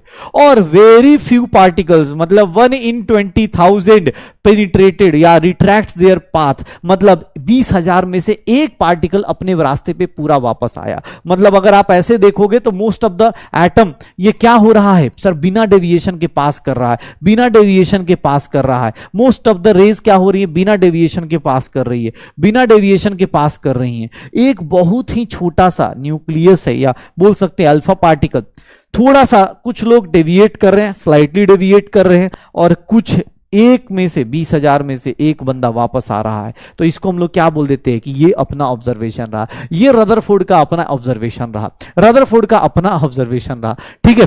रदरफोर्ड का अपना ऑब्जर्वेशन रहा कि भाई ये ऐसा ऑब्जर्वेशन हो रहा होगा, ठीक है। अब इसका उन्होंने कंक्लूजन क्या दिया, सुनना स्टोरी क्या है, सुनना स्टोरी क्या है, ठीक है, सुनना स्टोरी क्या है, ठीक है। स्टोरी क्या है, कंक्लूजन ये था कि भाई साहब देखना ध्यान से, most of the space in the atom is empty. क्यों? कंक्लूजन क्या निकाला रदरफोर्ड ने? रदरफोर्ड ने बोला भाई इसका मतलब यही है, अगर बिना किसी डेविएशन के पास कर रहे हो, बिना किसी डेविएशन के पास कर रहे हो, मैं एक पॉजिटिव चार्ज लेके गया और वो बिना किसी डेविएशन के पास कर गया, तो इसका मतलब क्या था कि sir most of the space in atom is what? Empty. कुछ पार्टिकल्स डेविएट हुए, इसका मतलब यह है कि एटम के पास कुछ पॉजिटिव चार्ज बहुत ही छोटे वॉल्यूम में कन्फाइंड है, बहुत ही छोटे वॉल्यूम में कन्फाइंड है। तभी क्या हो रहा है? पॉजिटिव पॉजिटिव को डेविएट कर रहा है, पॉजिटिव पॉजिटिव को क्या करता है? Same charges repel each other, same charges repel each other. तो इसका मतलब क्या है? Small volume of the atom में कोई पॉजिटिव चार्ज है और उसी पे स्मॉल वॉल्यूम को क्या नाम दिया गया? Red nucleus. क्या नाम दिया गया? न्यूक्लियस। क्या नाम रख दिया गया? न्यूक्लियस रख दिया गया। क्या नाम रख दिया गया? न्यूक्लियस रख दिया गया। और ये रेडियस ऑफ एटम तो किसने बताया था? रेडियस ऑफ एटम किसने बताया था सर? किसने? थॉमसन ने। यहां पर किसने बताया? Radius of nucleus. क्या बताया सर? रदरफोर्ड ने रेडियस ऑफ न्यूक्लियस बताया। रदरफोर्ड ने बोला कि न्यूक्लियस का जो रेडियस होता है बहुत ही कम, 10 की पावर -15। ये सोचो एटम का कितना है? 10 की पावर -10। रेडियस ऑफ न्यूक्लियस कितना है? बहुत छोटा है। तो ये इनका कंक्लूजन था, रदरफोर्ड का एक कंक्लूजन था कि भाई साहब पूरा एटम क्या है? एम्प्टी है। पूरा एटम क्या है? एम्प्टी है। कुछ अल्फा पार्टिकल्स ऐसे होते जो डेविएट कर रहे, मतलब वो डेविएशन इसलिए कर रहे होंगे क्योंकि there is a positive charge. Nucleus पे क्या होगा? पॉजिटिव चार्ज होगा। न्यूक्लियस पे क्या होगा? पॉजिटिव चार्ज होगा। तो इन्होंने बोला यार ये बात हम लोगों के पास हो गई, ये बात हम लोगों की हो गई। ठीक है, ये देखना रेडियस ऑफ एटम, यहां पर देखिएगा रेडियस ऑफ एटम और रेडियस ऑफ न्यूक्लियस की बात करें, ध्यान से देखना। रेडियस ऑफ एटम कितना होता है? 10 की पावर -10, 10 की पावर -15। क्या मैं इसको ऐसा लिख सकता हूं? रेडियस ऑफ एटम देख लो, रेडियस ऑफ न्यूक्लियस का कितने टाइम्स ज्यादा होता है? 1,00,000 टाइम्स ज्यादा होता है। मतलब न्यूक्लियस का रेडियस 1,00,000 टाइम्स छोटा होता है। ये देख लो अपने पास। 10 की पावर 5 को ऐसे ही लिखोगे ना, 10 की पावर 5 को ऐसे ही लिखोगे, 10 की पावर 5 को ऐसे ही लिखोगे ना, तो radius of atom radius of nucleus के रिस्पेक्ट में देख लो काफी छोटा है, काफी छोटा है। अच्छा एक चीज और, चलो वॉल्यूम की बात कर लेते हैं। ये बताना वॉल्यूम ऑफ एटम कैसे निकालेंगे? सर एटम थॉमसन ने क्या बोला था? स्फेरिकल होता है। तो वॉल्यूम ऑफ एटम कैसे आएगा? 4/3 पाई रेडियस ऑफ एटम का क्यूब कर दूं। याद है एटम स्फेरिकल था, ऑब्वियस है न्यूक्लियस को भी क्या मानेंगे? स्फेरिकल मानेंगे। तो वॉल्यूम ऑफ न्यूक्लियस क्या हो जाएगा sir? 4/3 pi, 4/3 pi radius of nucleus का whole cube, radius of nucleus का होल क्यूब। ये देख लो 4/3 pi radius of atom radius of nucleus हो जाएगा। लिख सकते हैं ऐसा। ध्यान सुनना अपने पास, बहुत इंपॉर्टेंट है। 10 की पावर 5 क्या होता है? अबे -15 + 15 हो जाएगा ना भाई। ले भाई ले, कोई दिक्कत ना, दिमाग मत लगाइए ऐसे कैसे। 10th में जो पढ़ा वो 11th में कैसे याद रखें? हाँ अब तो लिख सकते हैं, अब तो लिख सकते हैं भाई। ये देखो, हाँ देख लो अपने पास। ये देखो अब मुझसे किसने बोल दिया कि sir volume of atom upon volume of nucleus अगर निकालना हो, volume of atom upon volume of nucleus अगर रेशियो निकालना हो तो मैं क्या पुट करूंगा? 4/3 पाई रेडियस ऑफ एटम का whole cube divide by 4/3 pi radius of nucleus का होल क्यूब। ये देख लो 4/3 पाई कैंसिल आउट। यहां से volume of atom upon volume of nucleus. ऐसे तो बेसिक मैथ में ये बोला जाता है, लेकिन नहीं, मेरी हिम्मत नहीं है, मैं नहीं कर सकता ऐसे। चाहे तो जिन लोगों का पावर सेम होता है उसको इक्वल लिया जा सकता है, लेकिन कोई बात नहीं, हम नहीं करेंगे भाई, हमें इतनी टेंशन नहीं लेनी है। अदरवाइज सीधा सीधा भी कर सकते थे, लेकिन 10 की पावर -30, 10 की पावर -45, 10 की पावर -30 + 45, तो ये कितना आ जाएगा? 10 की पावर +15 आ जाएगा। मतलब इनडायरेक्ट वे में बोलूं तो वॉल्यूम ऑफ एटम जो होता है और वॉल्यूम ऑफ न्यूक्लियस का जो रेशियो निकालते हो वो 10 की पावर 15 टाइम्स आ जाता है। रेडियस अपने पास, रेडियस 10 की पावर 5 में फ्लक्चुएट कर रहा है, वॉल्यूम कितने से फ्लक्चुएट कर रहा है? 10 की पावर 15 के रिस्पेक्ट में। याद रखिएगा +15, 4/3 पाई r cube cancel out, 4/3 cancel out, ये पावर सेम होता है तो ऐसे इक्वल ले सकते हैं, दोनों को अंदर ले सकते हैं, बट कोई बात नहीं, हमने ऐसे सॉल्व किया। 10 की power plus 15 is the correct answer. तो वॉल्यूम ऑफ न्यूक्लियस क्या है, बहुत छोटा। रेडियस ऑफ न्यूक्लियस भी क्या है, रेडियस ऑफ न्यूक्लियस 10 की पावर 5 टाइम्स छोटा है। वॉल्यूम ऑफ न्यूक्लियस 10 की पावर 15 टाइम्स छोटा है as compare to atom, as compare to atom. पक्का हो जाएगा? हाँ हाँ हो जाएगा। तो ये याद रखिएगा, एग्जाम हॉल में ना ये क्वेश्चन पूछा जाएगा। दूसरा, सर न्यूक्लियस ऑब्वियस है ना, रेडियस ऑफ एटम, ये सब बातें कर रहा है कौन, ये सारा का सारा कौन किया, रदरफोर्ड। न्यूक्लियस का कॉन्सेप्ट ही लेके कौन आया, रदरफोर्ड लेके आया। तो ये छोटी छोटी लाइन याद रखिएगा कि ये और ये दोनों चीजें, डेरिवेशन कोई नहीं पूछ रहा, डेरिवेशन कोई नहीं पूछ रहा। रदरफोर्ड को क्या मिल गया, न्यूक्लियस मिल गया, रदरफोर्ड को न्यूक्लियस मिल गया। इलेक्ट्रॉन पहले किसने बताया था, थॉमसन ने। रदरफोर्ड को आया कॉन्फिडेंस, उसने बोला भाई साहब मैं बताऊंगा तुझे, मैं तुझे बताऊंगा एक नया मॉडल, एक नया मॉडल बताने वाला हूं। क्या नया मॉडल, 4/3 कहां से आया, 4/3 कहां से आया। ये राज तो बेटा 9th में बीत गया यार। तुम एक काम करो, 9th क्लास के सर को फोन करो, तो 10th क्लास वाले को, अब पूछो तो 4/3 कहां से आया। मैं भी फोन का वेट करता हूं, जल्दी पूछो, जल्दी, छूटना नहीं चाहिए, जल्दी पूछो 4/3 कहां से आया। हम लोग आगे चलते, ठीक है, फोन करना हमें बताना, ठीक है। ये देखो, अब जैसे ये क्वेश्चन दे दिया गया, अब आपको पता है तो आप विद इन सेकंड निकाल सकते हो। चलो बताओ इस क्वेश्चन का आंसर कैसे आएगा। वॉल्यूम ऑफ, बस उल्टा पूछा गया है, ध्यान से देखिएगा, volume of nucleus upon volume of atom का ऑप्शन पूछा गया है, क्या होगा, जल्दी जल्दी, क्या होगा, क्या होगा, वॉल्यूम ऑफ न्यूक्लियस। अब सर आपने तो पढ़ाया था वॉल्यूम ऑफ एटम, ऐसे पूछा गया, तो ये कितना हो जाएगा sir, volume of nucleus upon volume of atom कितना हो जाएगा, कितना हो जाएगा, 10 की पावर प्लस 15 या माइनस 15, कितना हो जाएगा, -15 हो जाएगा। ऑब्वियस है, फ्रैक्शन का मतलब क्या होता है, परसेंटेज नहीं, 1 टाइम्स। रेशियो ले लो तो उसी को फ्रैक्शन बोलते हैं ना शायद, याद करो, mass fraction, mole fraction, volume fraction, once upon a time. हाँ बेटा 4/3, 4/3 वाले याद आ रहा है फ्रैक्शन कैसे था, ठीक है। तो ये volume of atom, volume of nucleus ऐसे निकल जाएगा, कितना हो जाएगा, A is the correct answer, A is the correct answer, A is the correct answer, ठीक है। चलो अगला क्वेश्चन देखो, यहां पर देखना, ये भी बड़ा सुंदर सा क्वेश्चन है। When a gold sheet is bombarded by beam of alpha particle, only few of them get deflected where most go straight undeflected, this is because, क्या होगा, क्या रीजन होगा, क्या रीजन होगा, जल्दी, क्या रीजन होगा,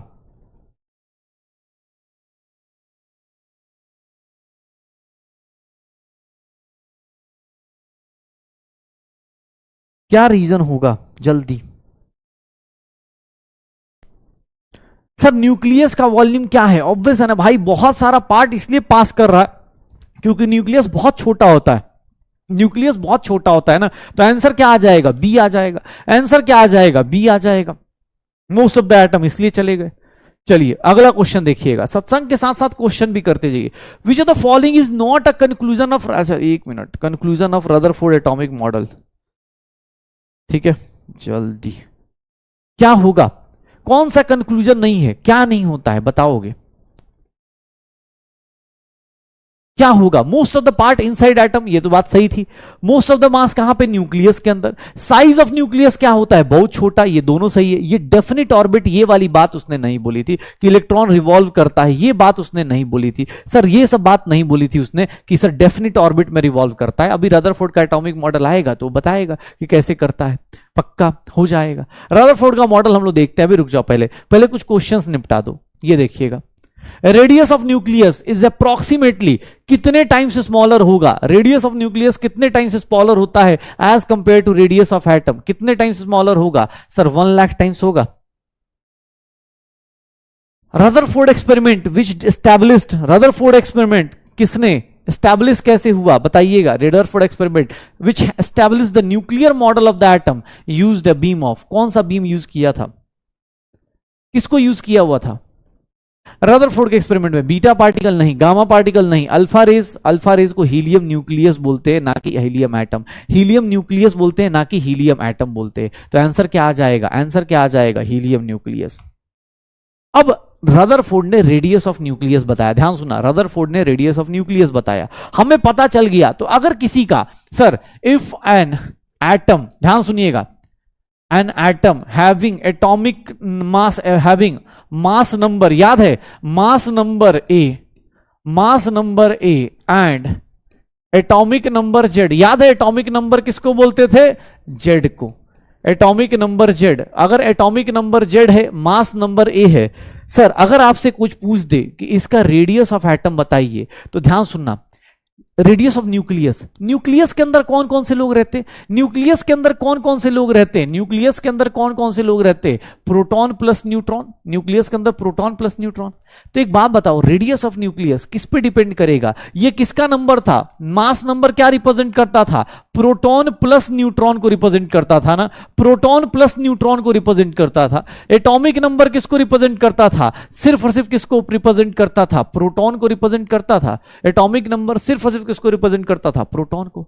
एक बात बताओ, ये प्रोटॉन प्लस न्यूट्रॉन, ये प्रोटॉन हो गया, मुझसे बताओ किस पे रेडियस ऑफ न्यूक्लियस पता है किस पे डिपेंड करता है, किसी भी एटम का निकालने जाओगे तो रेडियस ऑफ न्यूक्लियस जो होता है वो मास नंबर का सर किस पे डिपेंड करता है, क्यूब रूट पे डिपेंड करता है, मास नंबर के क्यूब रूट पे डिपेंड करता है। क्योंकि सबके ऑब्वियस न्यूक्लियस का साइज बढ़ेगा, जैसे जैसे प्रोटॉन न्यूट्रॉन्स बढ़ेंगे न्यूक्लियस का साइज बढ़ेगा, तो न्यूक्लियस के अंदर क्या लेंगे, मास नंबर। तो रेडियस ऑफ न्यूक्लियस देखोगे तो रेडियस ऑफ न्यूक्लियस किसी भी एटम का निकालने जाओ तो सर किसके, a की पावर 1/3, और यहां से अगर आप निकालने जाओगे तो radius of nucleus is nothing R naught A की power 1/3, where R naught is a constant. R naught क्या है, कांस्टेंट, इसकी वैल्यू होती है, आर नॉट की वैल्यू कितनी होगी 1.3 इंटू 10 की पावर।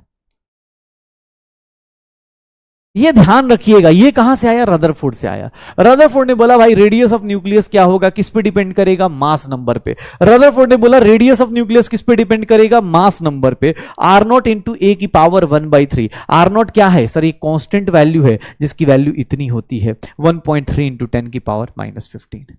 पक्का हो जाएगा। सर मास नंबर पे क्यों डिपेंड कर रहा है, क्योंकि भैया प्रोटॉन और न्यूट्रॉन न्यूक्लियस में तो दोनों होंगे ना, सिर्फ प्रोटॉन थोड़ी ना होगा। कि सर एटॉमिक नंबर पे क्यों नहीं कर रहा है, एटॉमिक नंबर बेटा सिर्फ और सिर्फ प्रोटॉन को डिस्कस करता है, हमें न्यूक्लियस में तो दोनों लेने हैं ना, दोनों लेना है। न्यूक्लियस में तो प्रोटॉन भी होगा न्यूट्रॉन भी होगा, भाई उसको कुछ तो भाव दोगे। तो हम किस पे डिपेंड करेंगे, मास नंबर का क्यूब रूट। ऐसे निकाल दो, रेडियस ऑफ न्यूक्लियस ऐसे निकल जाएगा, रेडियस ऑफ न्यूक्लियस ऐसे निकल जाएगा। हाँ ये ऑब्वियस है भाई, ये एक्सपेरिमेंट से आया, मैं थोड़ी ना अपनी मर्जी से लेके आया हूं, एक्सपेरिमेंट से। रदरफोर्ड ने बोला भाई ये एक्सपेरिमेंट, रदरफोर्ड का एक्सपेरिमेंट करोगे, कोई बात नहीं आज तो नहीं लेकिन कल करा दूंगा, एक दो चीजें बताऊंगा बेहोश हो जाओगे। ठीक है, अब भाई ये एक्सपेरिमेंट ऑब्वियस है ना, एक्सपेरिमेंट रदरफोर्ड ने किया, मैंने थोड़ा करके लाया। उसने बोला कि ये ऑब्जर्वेशन है 1/q। ऐसा हम अल्फा रेज लेके हम 20,000 रेज मार के चेक कर रहे हैं, ऐसे थोड़ी ना करते हैं भाई। बड़े लोगों की बात मान लो, नहीं तो खुद लेके अल्फा पार्टिकल लेके घूमना शुरू कर दो। हाँ गोल्ड फॉइल नहीं मिलेगा जल्दी, गोल्ड फॉइल मिलेगा तो इंडिया में ऐसे ही लोग चोरी कर लेंगे। रदरफोर्ड जैसे इंसान थोड़ी ना इंडिया में बन सकते हैं। हाँ रदरफोर्ड जैसे इंसान होता तो पहले तो काम करता, गोल्ड फॉइल लिया पहले पॉकेट में डालता कि छोड़ो एक्सपेरिमेंट का, पहले तो रदरफोर्ड अपना गोल्ड फॉइल साइड में करेगा। ठीक है, हाँ ऐसे ही होता। ठीक है, रेडियस ऑफ न्यूक्लियस ऐसे निकलेगा। कभी भी किसी का रेडियस ऑफ न्यूक्लियस निकालना है, चलो एक काम करो, ये क्वेश्चन बताओ।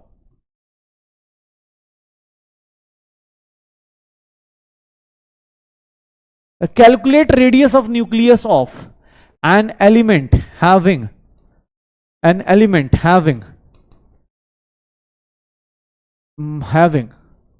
mass number 8 and atomic number 3। चलिए बताइएगा इसका क्या होगा, इसका रेडियस ऑफ न्यूक्लियस कितना आएगा, रेडियस ऑफ न्यूक्लियस कितना आ जाएगा, मास नंबर 8, मास नंबर 8, ठीक है, mass number 8, mass number 8 gold atomic number 3, mass number 8 atomic number 3। क्या होगा जल्दी, क्या होगा, कितना हो जाएगा सर? रेडियस ऑफ न्यूक्लियस निकालने जाओगे तो कैसे निकालोगे? फॉर्मूला क्या था भाई? फॉर्मूला क्या था? आर नॉट इंटू 8 की पावर 1/3 क्यूब रूट करना है। आर नॉट की वैल्यू कितनी थी? 1.3 इंटू 10 की पावर -15। 8 की वैल्यू क्या हो जाएगी सर? ये कितना हो जाएगा? 2 हो जाएगा क्या? क्यूब रूट, तो ये कितना हो गया? 2.6 इंटू 10 की पावर -15 मीटर्स आ गया। 2.6 इंटू 10 की पावर -6, ये -15 मीटर्स आ जाएगा पक्का। अच्छा एक बात बताओ, चलो वॉल्यूम बता। अगर मान लो रेडियस ना पूछ के मैं वॉल्यूम पूछता तो कैसे निकालते? वॉल्यूम ऑफ न्यूक्लियस कैसे निकालते? Volume of nucleus 4/3 pi radius of nucleus का क्यूब रूट, यही करते ना, ऐसे ही निकालते। 4/3 पाई का वैल्यू कितना होता है? 3.14 या 22/7, और इसका क्या कर देते? क्यूब रूट कर देते। 2.6 इंटू 10 की पावर 15 का क्यूब रूट कर देते, आंसर निकल जाएगा। जितना भी आए, और जितना भी आए मीटर क्यूब में आंसर आ जाएगा, मीटर क्यूब में आंसर आ जाएगा। श्योर हो जाएगा, निकल जाएगा पक्का, श्योर है। अब बोर्स मॉडल की कुछ चीजें पढ़ने से पहले एक दो चीजें फिजिक्स की थोड़ी सी मैं थोड़ा फिजिक्स पढ़ा देता हूं। जाते जाते थोड़ा फिजिक्स पढ़ाता हूं, क्योंकि केमिस्ट्री फिर केमिस्ट्री जब आएगी तो वहां पर फिजिक्स बहुत ज्यादा यूज होने वाली है। ध्यान सुनिएगा, थोड़ा सा फिजिक्स नोट पॉइंट करके याद रखिएगा। आप लोगों को अब ये चीज कल याद करके आनी है, क्योंकि मैं आपको सीधा सीधा बताऊं, ये आपको कल यूज करवाना शुरू करूंगा मैं, ठीक है? क्योंकि मैं अभी रदरफोर्ड मॉडल नहीं बताया, रदरफोर्ड के बारे में बता दिया, रदरफोर्ड मॉडल अभी बताना बाकी है। ध्यान सुनिएगा, अगर आप सर्कुलर मोशन में हैं, अगर आप सर्कुलर मोशन में हैं तो आपके पास, ध्यान से देखना, सर्कुलर मोशन का मतलब होता है कि आप आर डिस्टेंस रेडियस पे होंगे। अगर आपके पास v वेलोसिटी है, देखना ध्यान से, v वेलोसिटी है, तो ध्यान से देखिएगा, एक होता है मोमेंटम, मोमेंटम क्या होता है? Mass into velocity. अगर यहां पर m मास का कोई बॉडी है, मास कितना है उसका? m, मास कितना है? m, तो मोमेंटम क्या होता है? फिजिक्स में आपने पढ़ा होगा, मोमेंटम को किससे रिप्रेजेंट करते हैं? p से रिप्रेजेंट करते हैं। मोमेंटम क्या हो जाता है? Mass into v। अरे अब फिजिक्स पढ़ा रहा हूं, तो केमिस्ट्री पढ़ा ही नहीं रहा, फिजिक्स पढ़ा रहा हूं, ध्यान सुनना, मास इनटू p। अब ये कल याद आना चाहिए, अभी इसलिए 5 मिनट पढ़ा रहा हूं क्योंकि ये कल अपने को आना चाहिए, कल भाई भूल के मत आ जाना। ये होता है मास इनटू v मोमेंटम, और यहीं पर एक दो वर्ड यूज होते हैं, and that is known as angular momentum. Angular momentum क्या होता है कि जब आप सर्कुलर मोशन में होते हैं तो आप एंगुलर मोमेंटम करते हैं, इसको हम लोग L से रिप्रेजेंट करते हैं, angular momentum L। Sir momentum, angular momentum बस रेडियस से मल्टीप्लाई कर दीजिए। एक और चीज होती है, that is known as centripetal force, centripetal force, या फिर इसी को हम लोग बोल दें अभी के लिए, अभी आप जब फिजिक्स में पढ़ेंगे तो आप अच्छे से पढ़िएगा, अभी के लिए बस जान जाइए दोनों फोर्स का मैग्नीट्यूड। सेंट्रीफ्यूगल फोर्स किसके इक्वल होता है? mv²/r हो जाता है। कोई भी सर्कुलर मोशन करेगा, तो सर्कुलर मोशन में मोमेंटम इतना, एंगुलर मोमेंटम इतना, सेंट्रीपिटल फोर्स इतना, सेंट्रीफ्यूगल फोर्स कितना होता है? mv²/r लगता है, mv²/r लगता है पक्का। एक दो चीजें और, सरकमफ्रेंस कितना होगा? चलो बताओ, सरकमफ्रेंस कितना होता है किसी भी?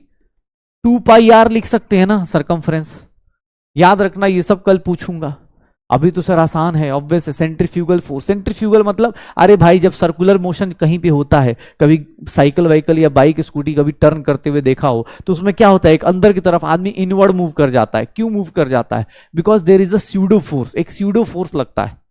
वो फिजिक्स में आपको बहुत अच्छे से आएगा। अभी फिजिक्स पढ़ा ही कहां तुम लोगों ने, अभी फिजिक्स नहीं पढ़ा यार, अभी आएगा फिजिक्स। जब फिजिक्स अच्छे से आएगा ना, उस टाइम तुम्हें केमिस्ट्री की इज्जत बढ़ जाएगी, क्योंकि उस टाइम केमिस्ट्री ही मार्क्स देगा, घर वालों के सामने ना केमिस्ट्री ही मार्क्स देगा, फिर लगेगा हाँ ठीक है। ये देखना, दूसरी चीज, अगर दो चार्ज पार्टिकल हैं, ध्यान से देखना, दो चार्ज पार्टिकल हैं Q1, एक चार्ज पार्टिकल ये, एक चार्ज पार्टिकल ये, Q1 अगर r डिस्टेंस पे खड़े हैं, अगर इनके बीच में r डिस्टेंस है, r डिस्टेंस पे हैं, ये r क्या है? डिस्टेंस है, इनके बीच का डिस्टेंस बिटवीन चार्ज पार्टिकल। ध्यान सुनना, डिस्टेंस बिटवीन देम, दो चार्ज पार्टिकल्स के बीच में एक फोर्स लगता है जिसको हम लोग बोल देते हैं कूलम्बिक फोर्स, या फिर इसी को नाम रख देते हैं कूलम्बिक फोर्स, या फिर इसी का नाम होता है इलेक्ट्रोस्टैटिक फोर्स। कूलम्बिक फोर्स या फिर इसी का नाम होता है electrostatic force. Electrostatic force, Coulombic force, या फिर इसी को बोल देते हैं इलेक्ट्रोस्टैटिक फोर्स। ध्यान सुनना, ये क्या होता है दो चार्ज पार्टिकल के बीच में, ये आपको फिजिक्स में अभी बहुत अच्छे से आएगा, लेकिन हाँ अभी मेरे लिए जो मुझे बताना है उसके लिए याद रखिएगा के Q1 Q2 by r square, के Q1 Q2 by r square, दो चार्जेस के बीच में जो फोर्स ऑफ अट्रैक्शन लगता है, अगर निगेटिव है मतलब ये क्या है, अट्रैक्शन को डिनोट कर रहा है। अगर इसका साइन निगेटिव आ रहा है तो वो अट्रैक्शन रिप्रेजेंट करेगा, अगर वो पॉजिटिव आ रहा है मतलब रिपल्सन रिप्रेजेंट करेगा। क्यों? क्योंकि सर अगर निगेटिव आया तो एक होगा प्लस, दूसरा क्या होगा माइनस। तो कूलम्बिक फोर्स या फिर सेंट्रीपिटल सॉरी इलेक्ट्रोस्टैटिक फोर्स कोई बोलेगा तो उसकी वैल्यू कितनी होती है, के Q1 Q2 by r square. Negative अगर आ रहा है तो अट्रैक्शन रिप्रेजेंट करेगा, पॉजिटिव आएगा तो रिपल्सन रिप्रेजेंट करेगा। ये देख लो, निगेटिव ऑब्वियस है, एक प्लस होगा एक माइनस होगा तो ऑब्वियस तभी निगेटिव हो सकता है। अगर दोनों के दोनों प्लस हुए तो रिपल्सन, दोनों के दोनों माइनस हुए तो भी रिपल्सन आ जाएगा। तो ये कूलम्बिक फोर्स हो गया। नेक्स्ट देखोगे, कूलम्बिक फोर्स के बाद यहां पर इनके बीच का एक पोटेंशियल एनर्जी भी निकाल सकते। दो चार्जेस के बीच में पोटेंशियल एनर्जी भी कितनी होती है तो उसका फॉर्मूला भी याद रखिएगा, के Q1 Q2 अपॉन आर। ये पोटेंशियल एनर्जी के Q1 Q2 बाई आर, के Q1 Q2 बाई आर। तो ये क्या है, पोटेंशियल एनर्जी। आर स्क्वायर करेंगे तो ये क्या मिल जाएगा अपने पास, इलेक्ट्रोस्टैटिक फोर्स, और ये क्या मिल जाएगा, आर करेंगे तो के Q1 Q2 बाई आर, ये आ जाएगा। के क्या है, वेयर के इज अ कांस्टेंट, के इज अ कांस्टेंट। अभी के लिए बस आप इतना जान जाओ, कांस्टेंट होता है जिसकी वैल्यू होती है 9 इंटू 10 की पावर 9।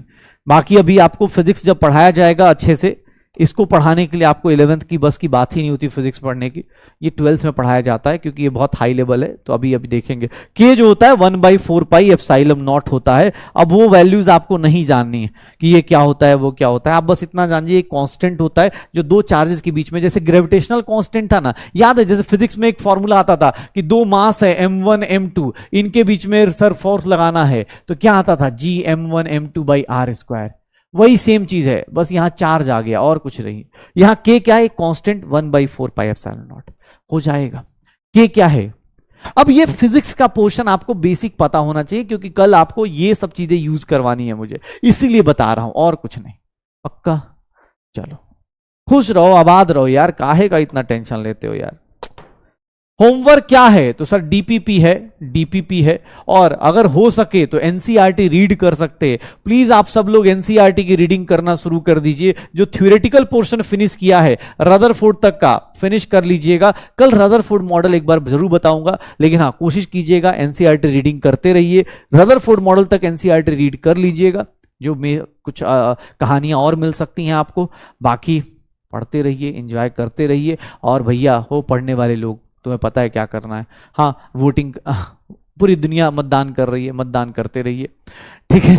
चलो तो कल अपने पास, कल इस चैप्टर का न्यूमेरिकल पोर्शन अब आपका आने वाला है, न्यूमेरिकल्स अब आने वाले हैं। कल से इस चैप्टर में न्यूमेरिकल्स मिल जाएंगे। तो आई होप सो सब लोग अब थोड़ा सा सत्संग झेल के अब मजा आ गया होगा। अब कल से न्यूमेरिकल्स आने वाला है, तो प्लीज कल से न्यूमेरिकल्स के लिए तैयार हो जाइए। क्वेश्चन फिर से आपका वेट कर रहे हैं। मूल कॉन्सेप्ट बहुत हो गया यार, कितना रेस्ट करोगे, एक हफ्ता होने को आ रहा है। लास्ट न्यूमेरिकल हमने वेडनेसडे को किया था, तो कल तो कर ही सकते हैं। ओके तो चलो मिलते हैं कल, तब तक पढ़ाई करते रहो, एंजॉय करते रहो। Bye bye, good night, good night.